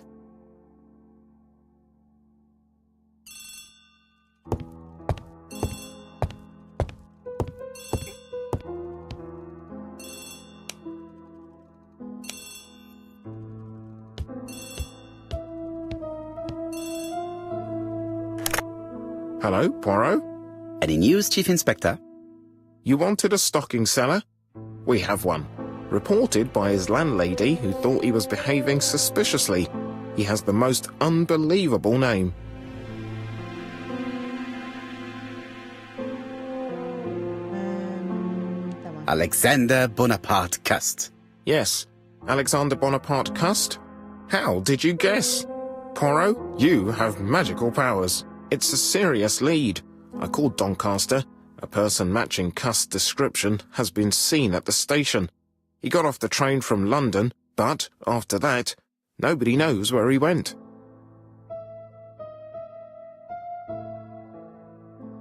Have the town searched. Indeed, it's the only thing to do. But the town is large and time is short. It appears that all our hopes rest on the local police. I trust that they will be up to the task. Something is bothering me. Can you reread the burnt documents? Look at the 4th file. Dick Dudley Dunbar, Black Swan Hotel, Doncaster. Ah. Mon Dieu, Hastings, bien sûr. It's the 4th victim. We must warn Mr. Dunbar immediately. I'll call the Black Swan. Hello, the Black Swan. Hercule Poirot here. May I speak to the owner? Speaking. Dick Dudley Dunbar. How can I help you? Is there Mr. Cust among your guests? He arrived today. Shall I call him for you?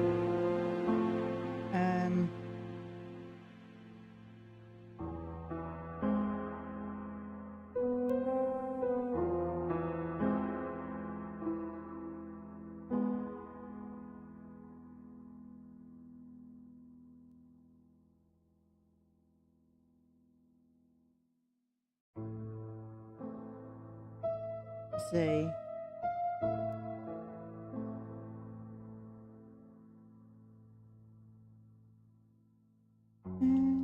Book of why? No, it is you I wish to speak with. But who is this Cust?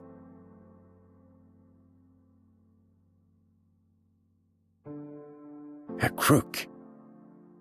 A crook? He seems such a decent chap. Do you think that Cust might be dangerous?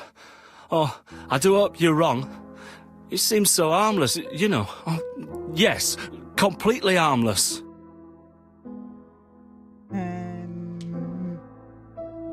But the danger in... Yes. We must not overestimate the danger. After all, we are not absolutely sure he is guilty. What should I do? Watch him. If he leaves the hotel, watch where he is heading. I'll call the police in Doncaster immediately. When they arrive, keep out of the way. Oh, indeed. I shall keep out of the way. I have a bad heart, you see, and a big shot could kill me. Thank you for having warned me. Hello, Poirot. We have some good news. The police in Doncaster have caught our man at the Black Swan Hotel. They're sending him here by train. While we're waiting to question Cust, we could search his room in London. Where does he live? The Marbury Guest House. I'll see you there. Yes, but start without me. First of all, I have to sort out a few details for Cust's transfer. I understand. À bientôt. Hastings, we are making good progress. Please go and search the room of our #1 suspect. With pleasure. I did have a dentist appointment, but I'll cancel. The dentist. So that is why you were so nervous and bad-tempered. A visit to the dentist is never an enjoyable prospect. But an unavoidable one. Go to your appointment, Hastings. I will manage on my own.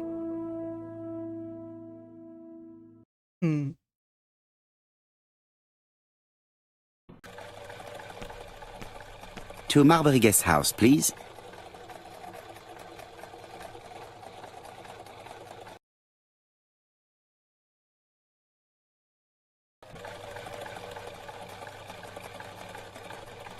And let's go inside.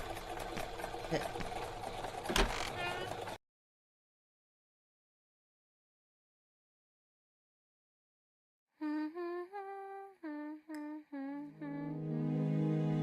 Let's speak to her.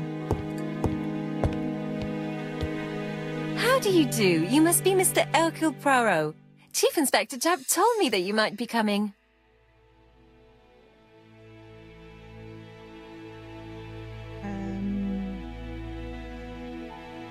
Oh. Madame, you may be of valuable help to me. It would be my pleasure to help you. Will there be some journalists there as well? I think you might even be interviewed. You are key witness. I've suspected him for some time, but he appeared so harmless. Oh yes, sometimes he got angry and waved his arms about. But even then, he wasn't frightening. And he was as gentle as a lamb again immediately afterwards. It was only this morning that I understood. He told me he was going to Cheltenham, but my daughter saw him at Euston Station. It's not the right station. To get to Cheltenham, you have to take the train from Paddington. And what's more, Mr. Cust left behind an ABC with Doncaster underlined. As you can imagine, when I saw that, I called Scotland Yard. Well done. Well done. You were right. He did go to Doncaster. So I was right to warn the police. Tell me, did you have any other reason to suspect Mr. Cust? Well, he's odd. Sometimes he coughs really loudly and complains that his throat is burning, and sometimes he talks to himself and stares into space. He told me that it was because of a wound he got in the war. His head hasn't been quite right since, he said. And then he was in Churston when that millionaire got murdered. I found his train ticket when I washed his coat. He didn't want me to wash his shirt. He washed it himself. But I did see big brown stains on it. Blood stains? Do you think it was blood? Well, when I saw them, I thought, look, he spilled his wine or his soup all over himself. But now that I think about it, well, they did look like blood. Cust used to travel for his work. Is that correct? Oh, it wasn't for pleasure. He was always unwell on trains. But he had to sell his stockings around England. I have to respect my engagements, he used to say. Do you know where Cust was at the time of the murder in Andover and Bexhill? On June the 21st and July the 25th? No, I don't know. That was a while ago, you know. But surely you keep a register. It won't do you much good. Mr. Cust rents his room for the year. If he goes away for a few days, I have no reason to make a note of it. Ah! I remember one thing. Bexer's by the sea, right? Indeed, it is a large seaside resort. Well, as it happens, at the start of July, Mr. Cast asked me to repair his bathing dress. Suspicious, huh? Continue. Very interesting. Please continue. I also forgot to say that he started buying newspapers that talked about the case. As more details about newspapers, When did he start buying the newspapers? Let's see. I think it was just after the millionaire's murder in Chertston. He didn't seem all that interested before that. That will be all for now. I'm going to take a look at his room. Take the key on the counter.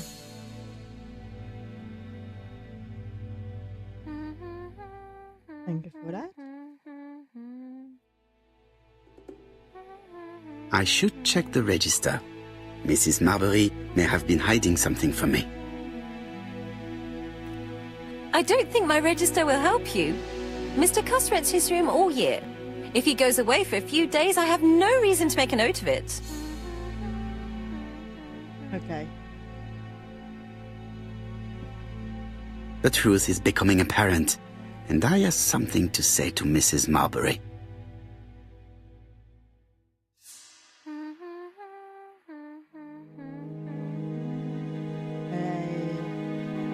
This woman appears to be in a good mood. I go smiling.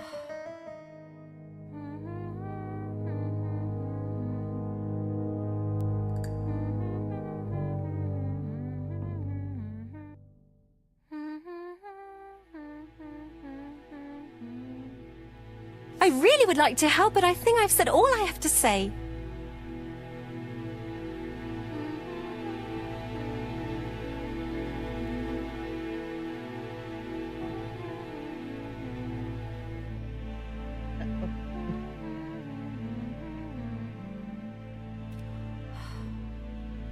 Mrs. Marbury is in a good mood. She is working very precisely in producing incredibly thin peel.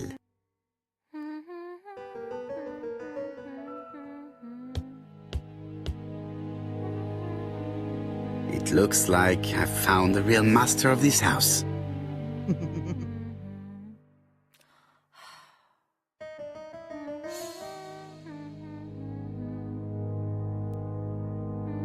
There is no need to worry about the household cat.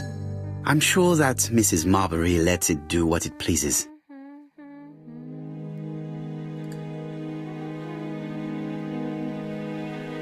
Hello, Ben. Vance. Sorry, how you doing? Mrs. Marbury, if I am to believe the register, you rented room 306 to a certain Mr. Fishman on the day of the Bexhill murder? Room 306 is Cust's room. Can you explain yourself? Yes, I remember. Just for one night as a favour. Mr. Cust was away, all my other rooms were taken, and poor Mr. Fishman had nowhere to go.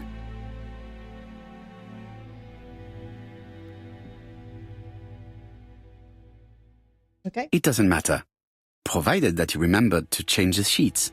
Oh, do you think so? How are you? How'd that going? And now I can go to bed.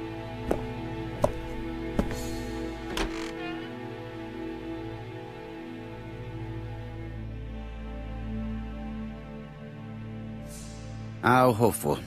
This place is a real mess. Oh, you take that, Matty.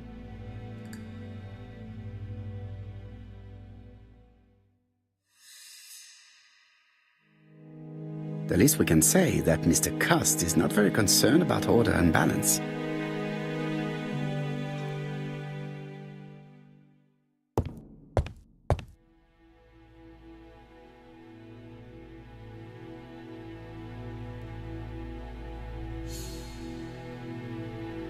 Laudanum Cameron's Chemists. Laudanum, a medicine for coughs. It is what Dr. Clark prescribed for Mrs. Asher. This subject would probably be useful to me.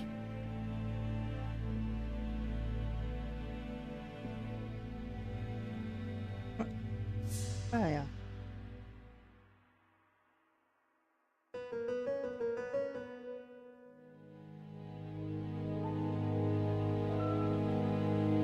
Diethyl barbituric acid, Johnson Company. I know this medicine. It is a powerful sedative. This subject will probably be useful to me.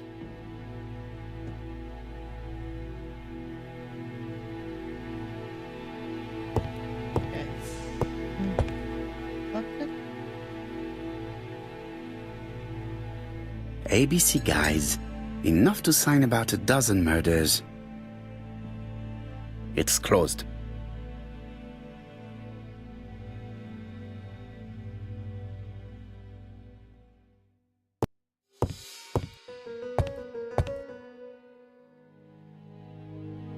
Trousers, white shirts, everything has been washed very well. The Bexhill daily paper, dated from the day of the Bexhill murder. Most probably the basting dress repaired by Mrs. Marbury's expert hands. All the main articles referring to the ABC case are here, from the Churston murder onwards. Nothing before that date.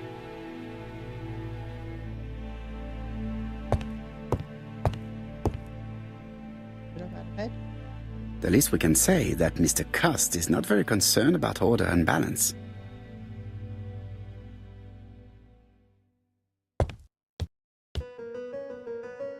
War of 1914-1918. By the King's order, the name of Corporal, an army... Now we're going to look.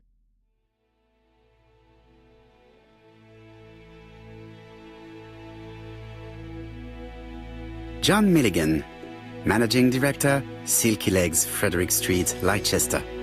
To A.B. Cust, Marbury's Guest House, 1935, May the 21st. Dear Sir, further to our letters dated 5th and 10th of the month, we confirm we are you as door-to-door salesman, according to the conditions stated in our previous letters. We will send you the articles by mail and also a Redfield typewriter you will be using for every business letter. Regarding the schedule of your rounds, please do as following. June 21, Andover. Arrive by train the 20th in the evening and get a room at Station Hotel. Start your turn in the north part of the town. This letter establishes that Cust went to Andover, but the ink has hidden the destinations of his other trips. I know from Mrs. Marbury that he went to Churston. I just have to show that he went to Bexhill, and I will have proved that he was present at all the crime scenes. Okay. Did Cust drop it when he opened the window, or was it Mrs. Marbury while she was cleaning? Cust is parsimonious. He keeps his pencils and sharpens them until there is nothing left. It is clear that he did not grow up in luxury. It's an ABC.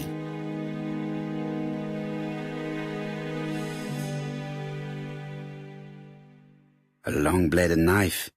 A murderer's weapon. This subject will probably be useful to me. Yeah, to open that box.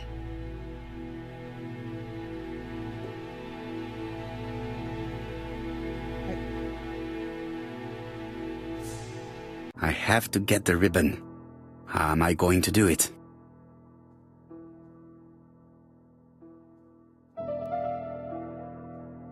The ribbon is jammed. I have to start by freeing it.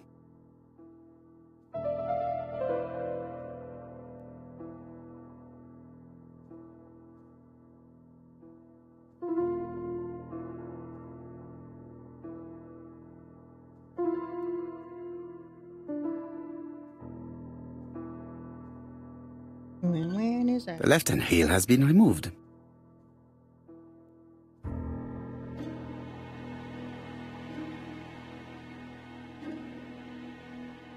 When is that? Hold on. Wait. The right-hand heel has been removed.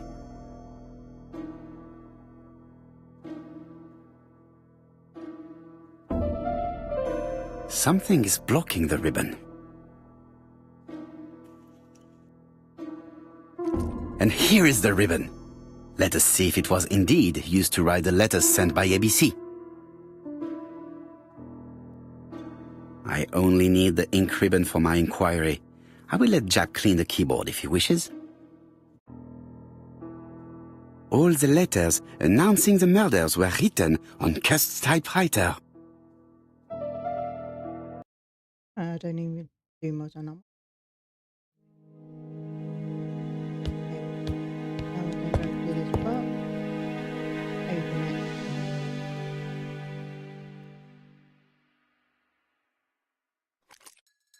This knife is very useful. Who knows? Maybe it never cut anything other than string. Stockings. Stockings.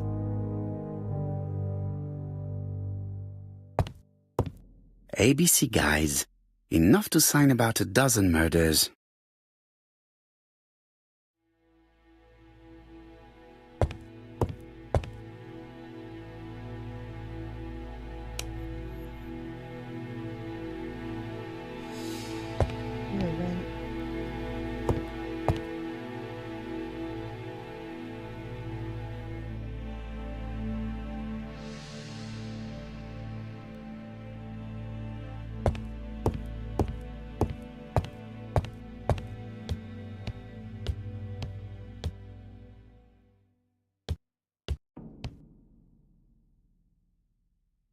Yeah, we look.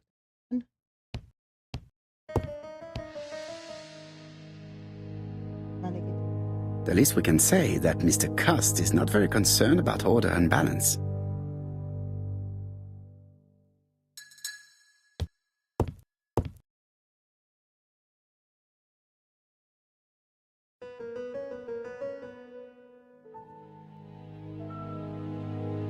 Research that one.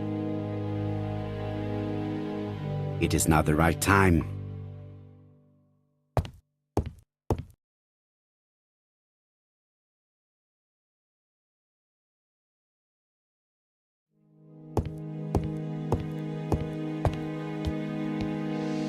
What's that?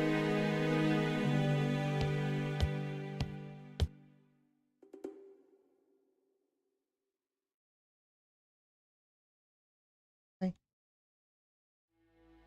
I can grab it. No.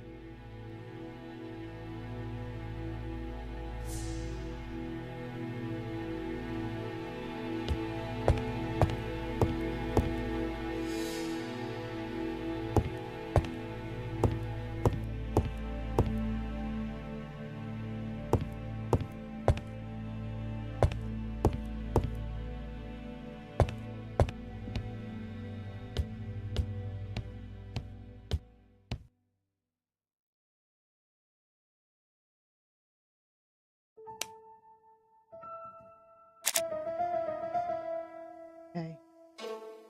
Where's...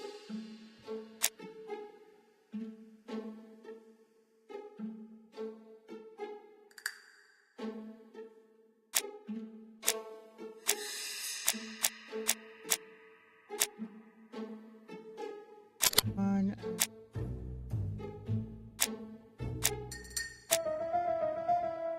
This one? The register shows that Cust did not sleep at the guest house on the day of the murder. Where was he? Bexhill. The Bexhill paper reveals it. Cust bought this newspaper in Bexhill on July the 25th. What are we doing here? It is not the right time. One then.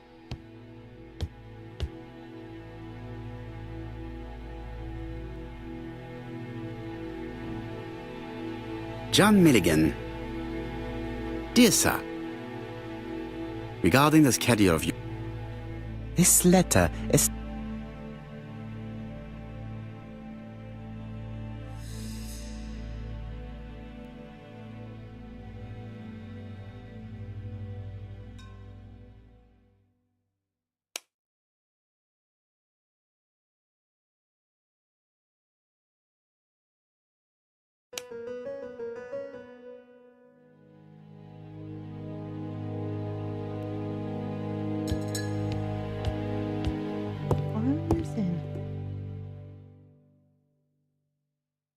trousers.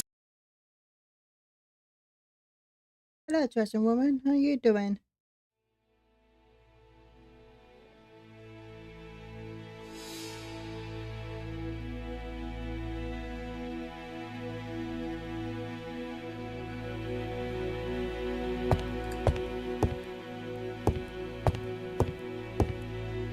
ABC guys. Missing something.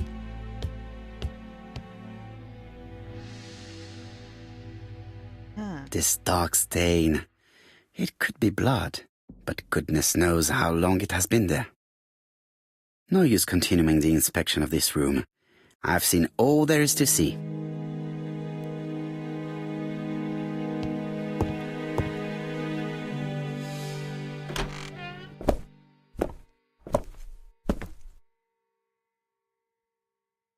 Goodbye, Mrs. Marbury.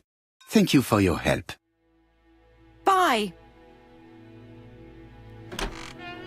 Ah, Chief Inspector. I was about to leave. Good evening, Chief Inspector. Welcome. Please excuse me, I must go to the kitchen. I'll leave the key of Mr. Cust on the counter. I'm sorry I'm late. I've spent ages with the Doncaster police. And you? I have established one fact. On 3 occasions, Cust was at the scene on the day of the crimes.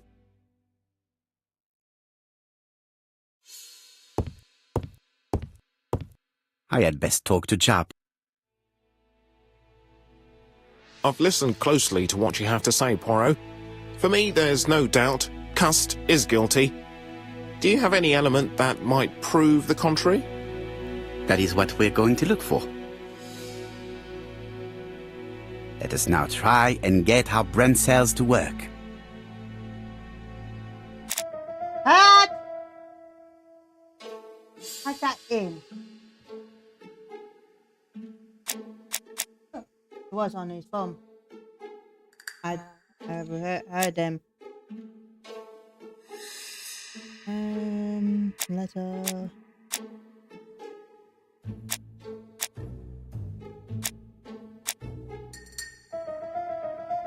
Another one. X.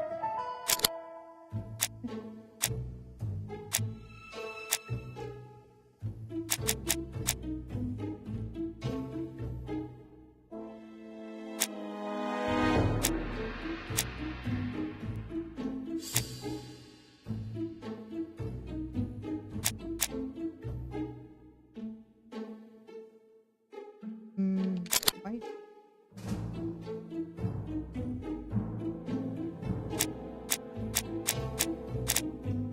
Take away these.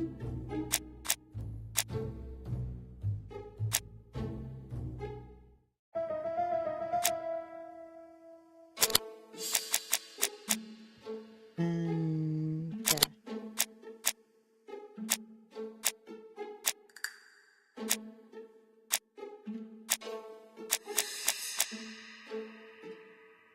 Come on. Oh, yes.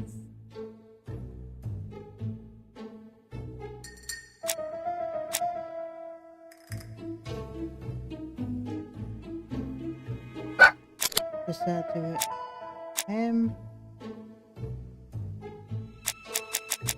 The AB. No. Okay.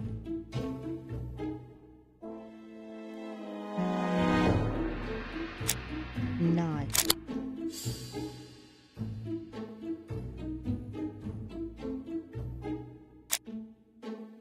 Blood, eyes, blood,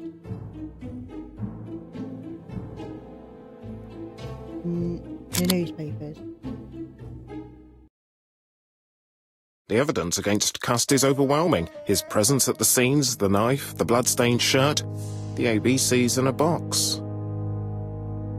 C'est vrai. However, the blood Mrs. Marbury saw on Cust's shirt may have been his own. According to his medical records, he suffers from hemoptysis.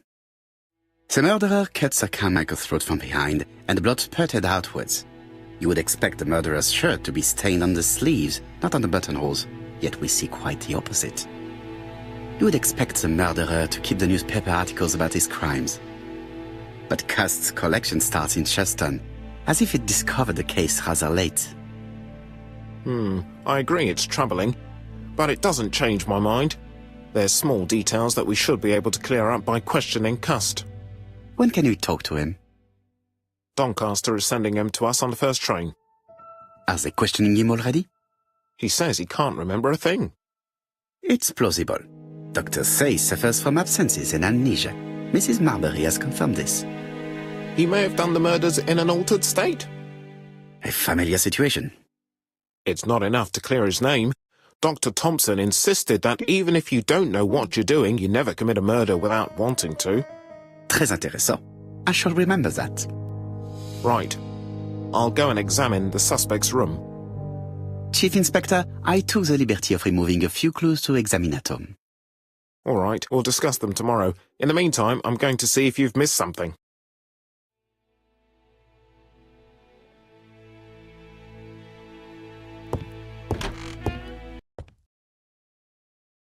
Hey, let's talk to this guy.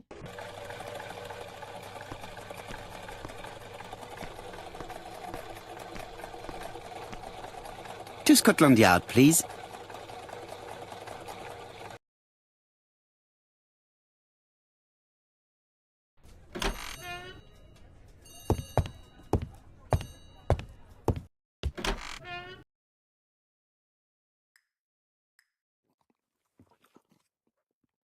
This man is not in good shape.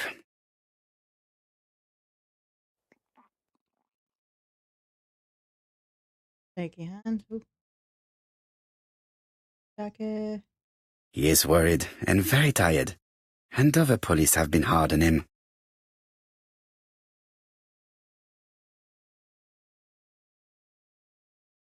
Hey, let's talk to him. What do you want from me?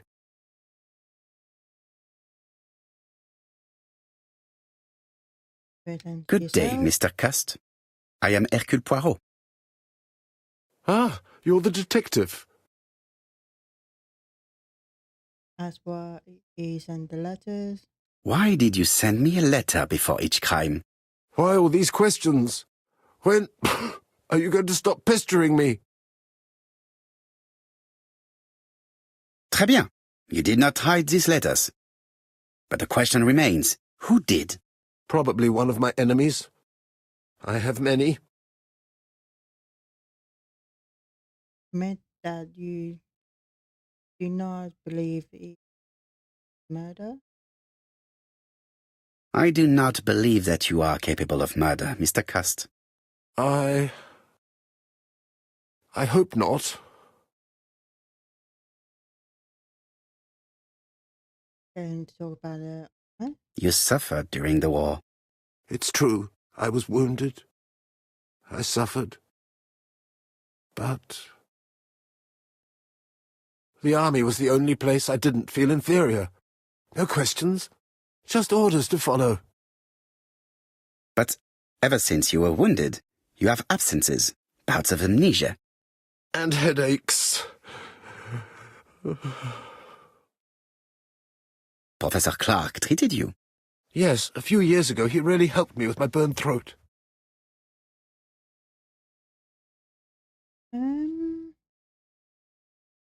Of course, you never considered killing a doctor who took such good care of you. No, never.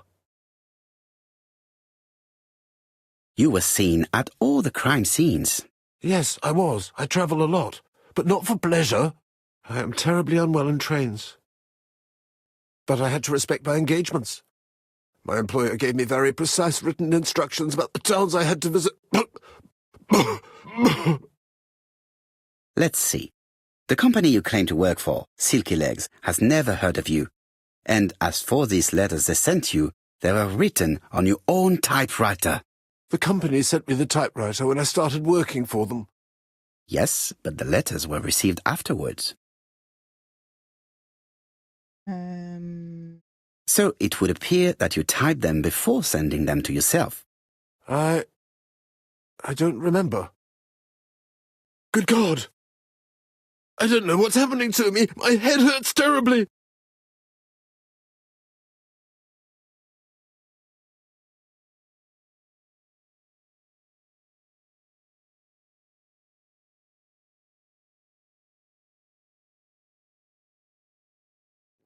He is in no state.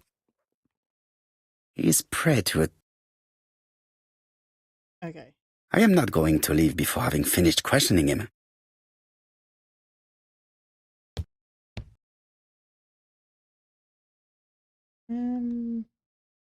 Yes, sir.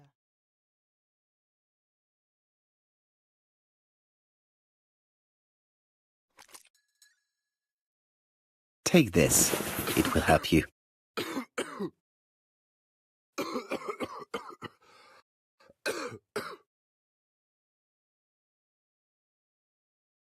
Oh, I think I'll be fine. Let us see, Cust. Look at me. You know very well that you committed these murders? Yes, I know. But I'm not wrong in saying that you do not know why you committed them. No, I don't.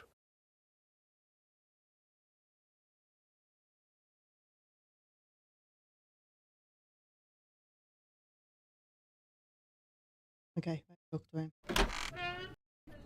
And? What conclusions have you drawn? Plenty. It might help us to understand him a little better. Let us now try and get our brain cells to work. What we do know is fruit. Right. Is fruit. Here we go.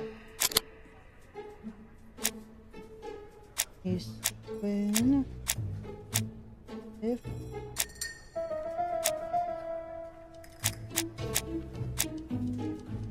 Other than that. And that.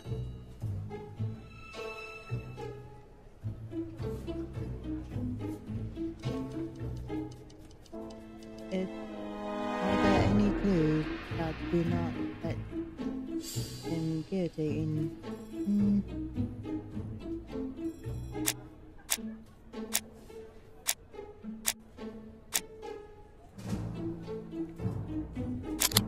You saw blood.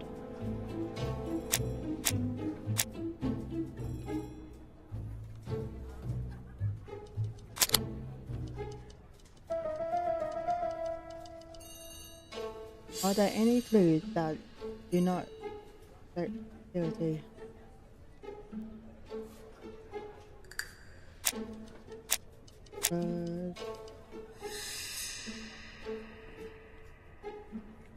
That one and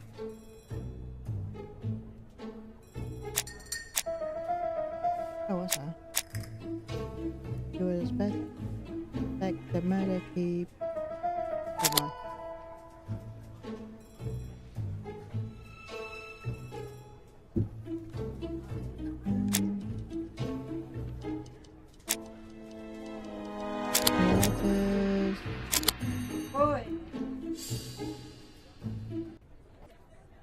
I don't see any clearer than before. This is worse. There is one point to highlight. C'est curieux. Cust admits that he killed, but he does not know why. What did Dr. Thompson say? Even if Cust killed while in an altered state, it still must have been his deepest desire. He must have had a motive. Let's keep it simple. Never mind his motive. He confessed. But you see, he can confess to anything and everything. He denied the murders and then he confessed to them. He confirmed that he never typed the letters, then with great ease, I managed to get him say quite the opposite. Come on, he behaved like a guilty man. He lied to his landlady. Because deep down he believes himself guilty. From the papers, he noticed that he had always been at the scene of the crimes. He must think that he killed and then simply forgot what he had done. How can you be so sure? Let us look at his psychological profile. You will understand my point of view. Let us now try and get our brain cells to work.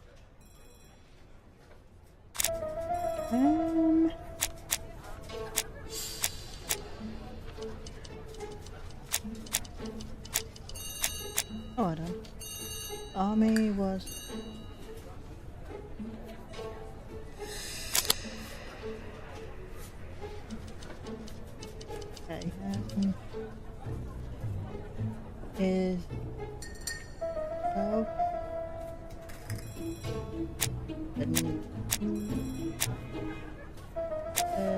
Mean size. This.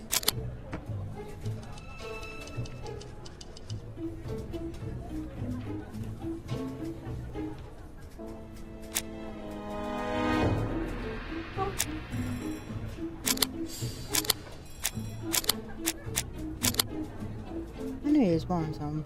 One of them.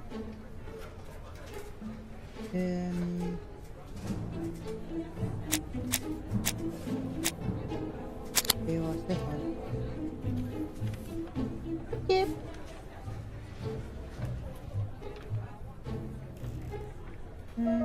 Does thing.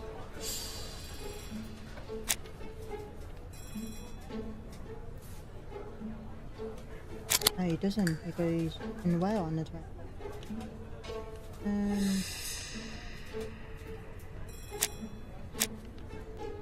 The time pit.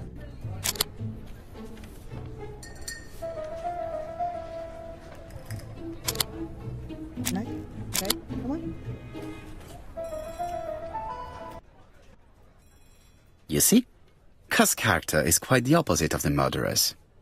But if he's a madman, can we really talk about his character? You know very well that our murderer does not behave like a psychopath. Apart from the signature, there is no ritual or repetition in the choice of victims. Very well, you're right as always.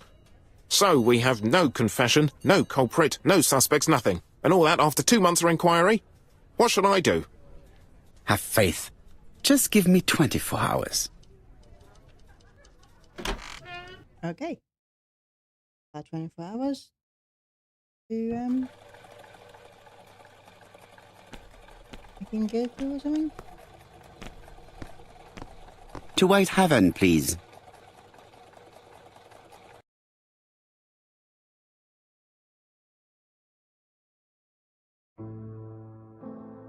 Cust's arrest is a great success for you, Poirot. It's all clear now, except maybe 1 or 2 details.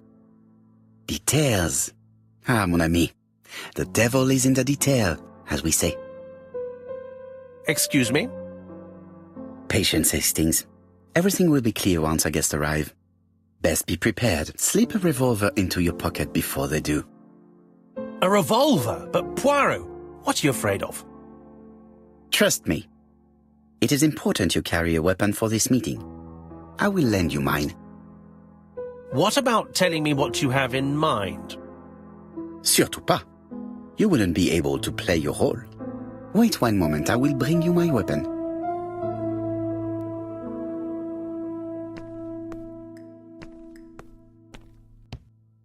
What that's that for me?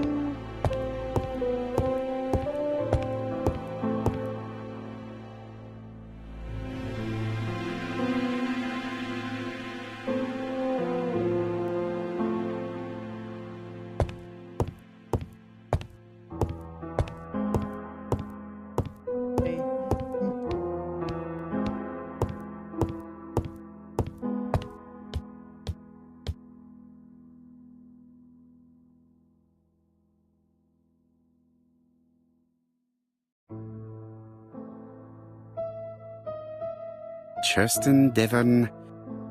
Yeah, wait.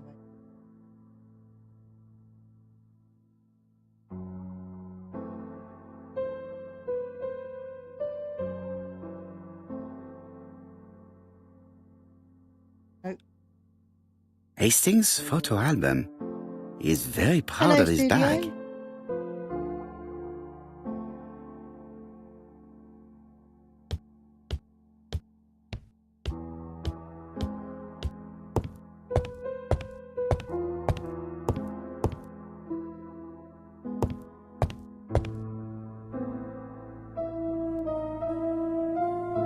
Daily Flicker, The Lancet, September 11th, 1935. General, how... But his amnesia... right.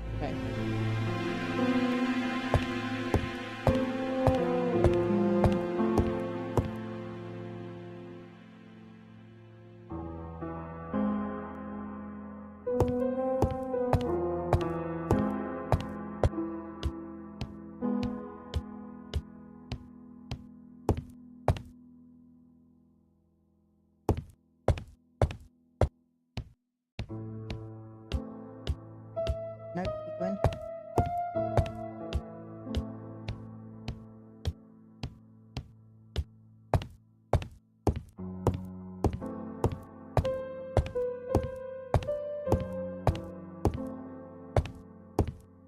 Here we go.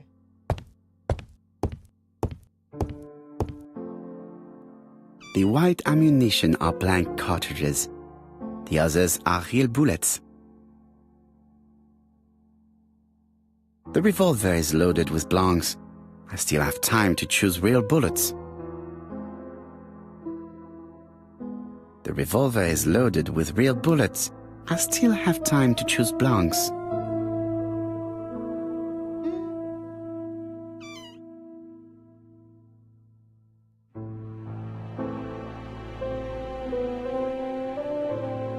The white ammunition are blank cartridges.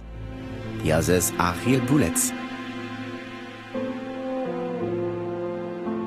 Okay, we go for blank. The revolver is loaded with blanks. I still have time to choose real bullets.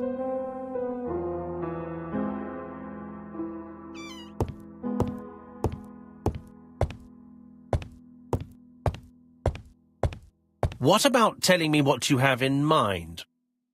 Surtout pas. You wouldn't be able to play your role. Wait one moment, I will bring you my weapon.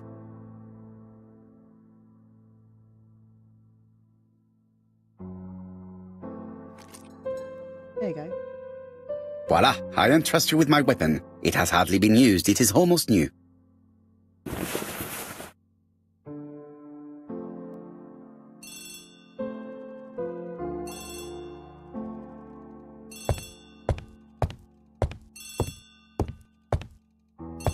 No. Chief Inspector, is that you? Yes. Sorry, but we haven't found anything. Have you checked the typewriter? And the packaging, the letter, and the ribbon reel. We've only found prints left by Cust and his landlady. Well, never mind, I shall make do. So, are you still going to hold your meeting? Of course, Chief Inspector. I can hear my guest coming up the stairs. Why have you brought us here, Mr. Poirot? Since Cust's arrest, I thought it was all done and dusted. Miss Gray formally identified him, as well as Miss Barnard. Yes, and the stockings he sold are of the same brand as the ones found at my aunt's. This is all true. However, a case is not closed if some questions remain open. And one question is, why did the murderer send me his letters? Why did he challenge me, Hercule Poirot? Perhaps he wanted to play with you, to taunt you. Xenophobia? Maybe he didn't like you because you're foreign. I may be wrong, but maybe by provoking you he was looking for glory? All these theories should be studied. Let us now try and get our brain cells to work.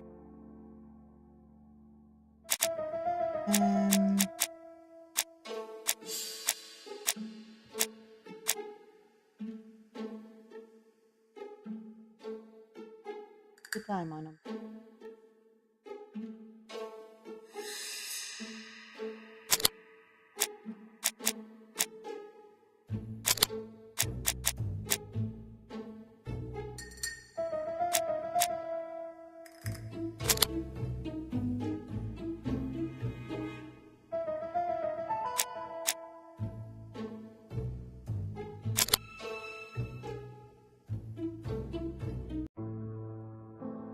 Is everything clear now? You might like to explain your reasoning again. Of course. First of all, remember that the murderer made it a rule to always post his letter before the murder. He never digressed from that rule. However, in Churston, he encountered a problem. The village has only 500 inhabitants. With advance warning, it would be easy to arrest him. Therefore, the murderer delayed his letters deliberately with the wrong address.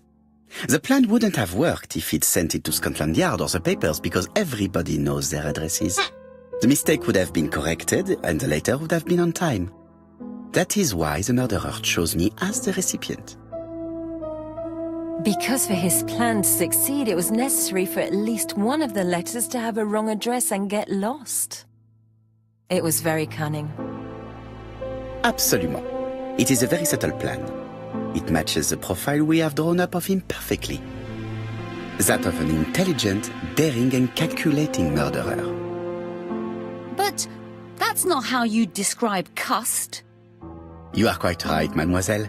Like you, I find it hard to believe that this dull character is the clever murderer we are looking for. Do madmen... I mean, if he's mad, he might have two very different sides. No doubt. But the murderer is not mad. All the specialists agree that he does not have the profile of the psychopath. But if Cust is not guilty, how do you explain his presence at the scene of the crimes? Mr. Clark, the answer to your question is in the medical records of your brother's patients. Documents which Cust most certainly did not have access to. Let us now try and get our brain cells to work. I'll be right back.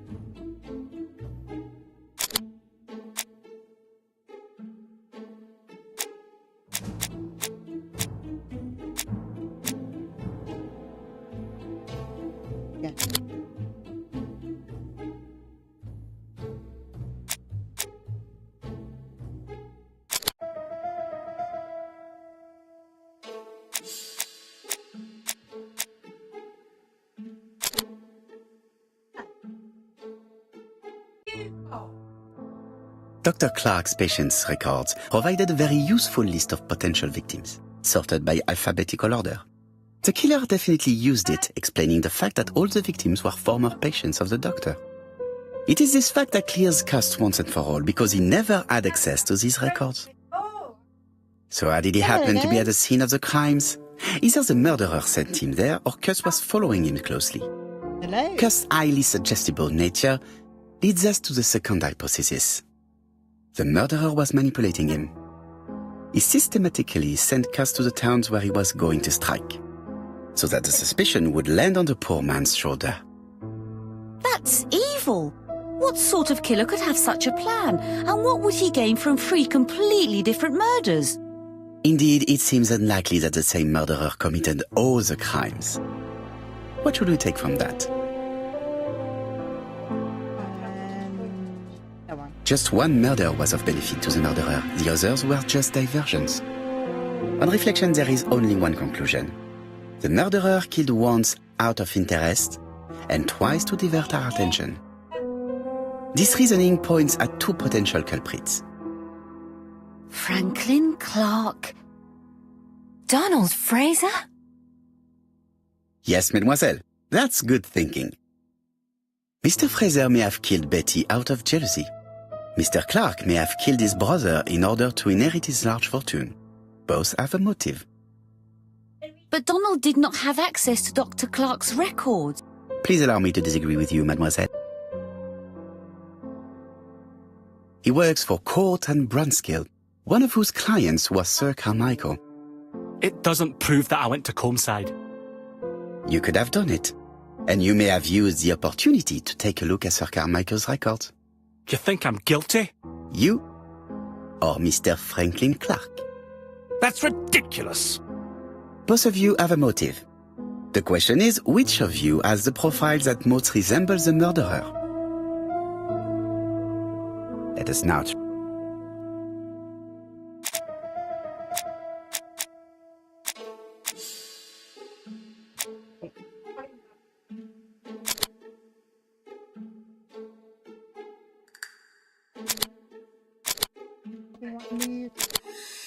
There you go.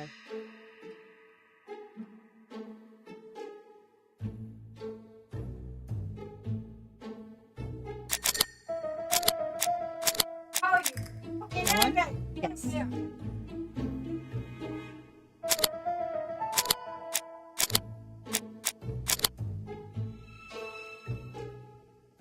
Rain.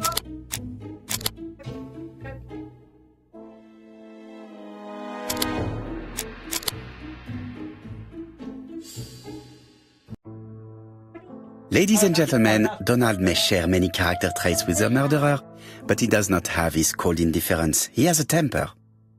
It is hard to imagine him planning anything. Also, jealousy is his motive, and crimes of passion are rarely planned.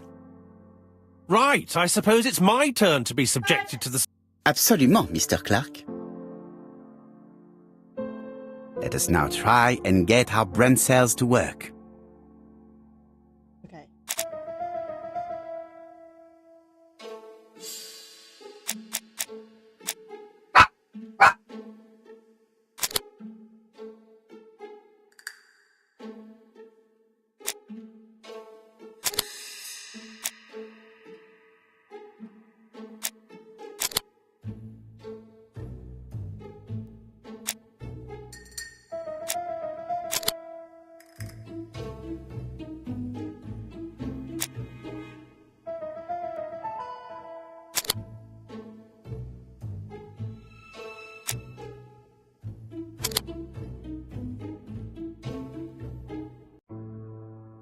As you have all seen, there is a disturbing similarity between Mr. Clark's profile and that of the killer.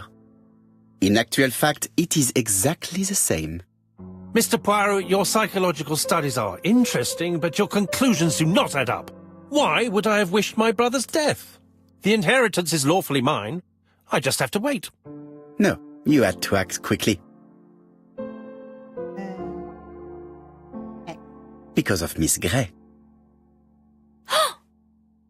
Mademoiselle, although you haven't been telling the truth, There is no doubt in my mind that you would have found a way to marry Sir Carmichael after Lady Clark's death. For you, Mr. Clark, it was a disaster. If Miss Grey had children by your brother, you would not have inherited a thing. You realized the danger after reading several letters from Comside, especially one in which your brother opened his heart to you. In truth, Cust was no more than a puppet manipulated by the real culprit.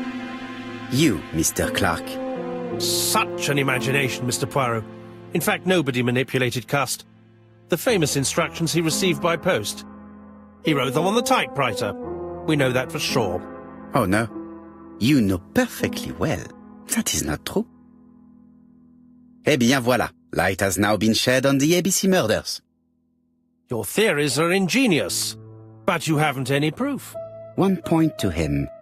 For the moment, I have no material proof. Either I admit to it, or I bluff. Let's go. One thing proves it. The prints you left on Cust's typewriter. Enough. Oh, of course you wiped the typewriter before sending it. But not carefully enough. Scotland Yard has found your print along with those of Cust. I understand why you never wanted to lend me your new typewriter, and why you were searching through your brother's things. And the hole you dug on the moors. What did you hide there? The knife you used to kill your brother? Game, set, match. You win, Mr. Poirot. But it was worth trying.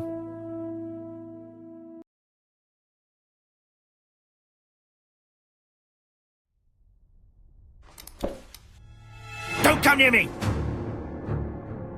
I'll never let you take me, Mr. Poirot!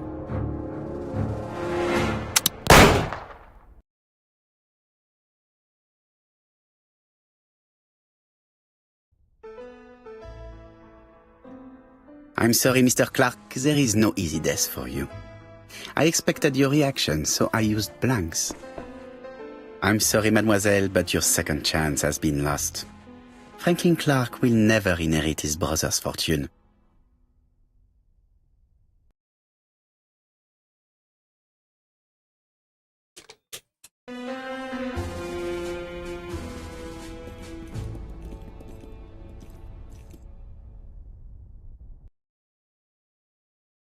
That's it, I've done it. It's all completed. Disappointed at having missed the chance to become Lady Clark, Thora Grey left England. The next game is... Donald Fraser Broken and Megan Sword. Barnard married. Finally got that word then. On Poirot's recommendation, Mary Drower started to work for Lady Clark. The elderly lady's condition suddenly took a turn for the better. And a few months later, to Dr. Logan's great surprise, she was back on her feet again. According to this eminent physician, it appears to be an extremely rare case of spontaneous remission. Lady Clark has enjoyed very good health ever since.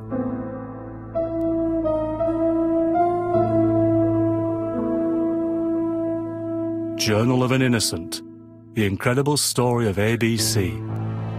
As for A.B. Cust, after being advised by Poirot, he made a great deal of money by selling his story to the press. And as for me, and with business booming, the Black Swan has become the #1 tourist attraction in the whole of Yorkshire, even more popular than York Minster. Oh. Yeah.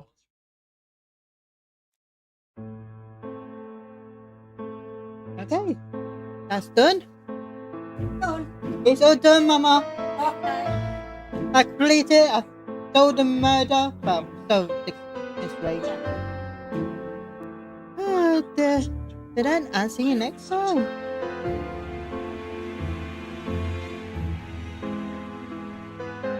And don't forget to hit that like and subscribe my channel. See ya.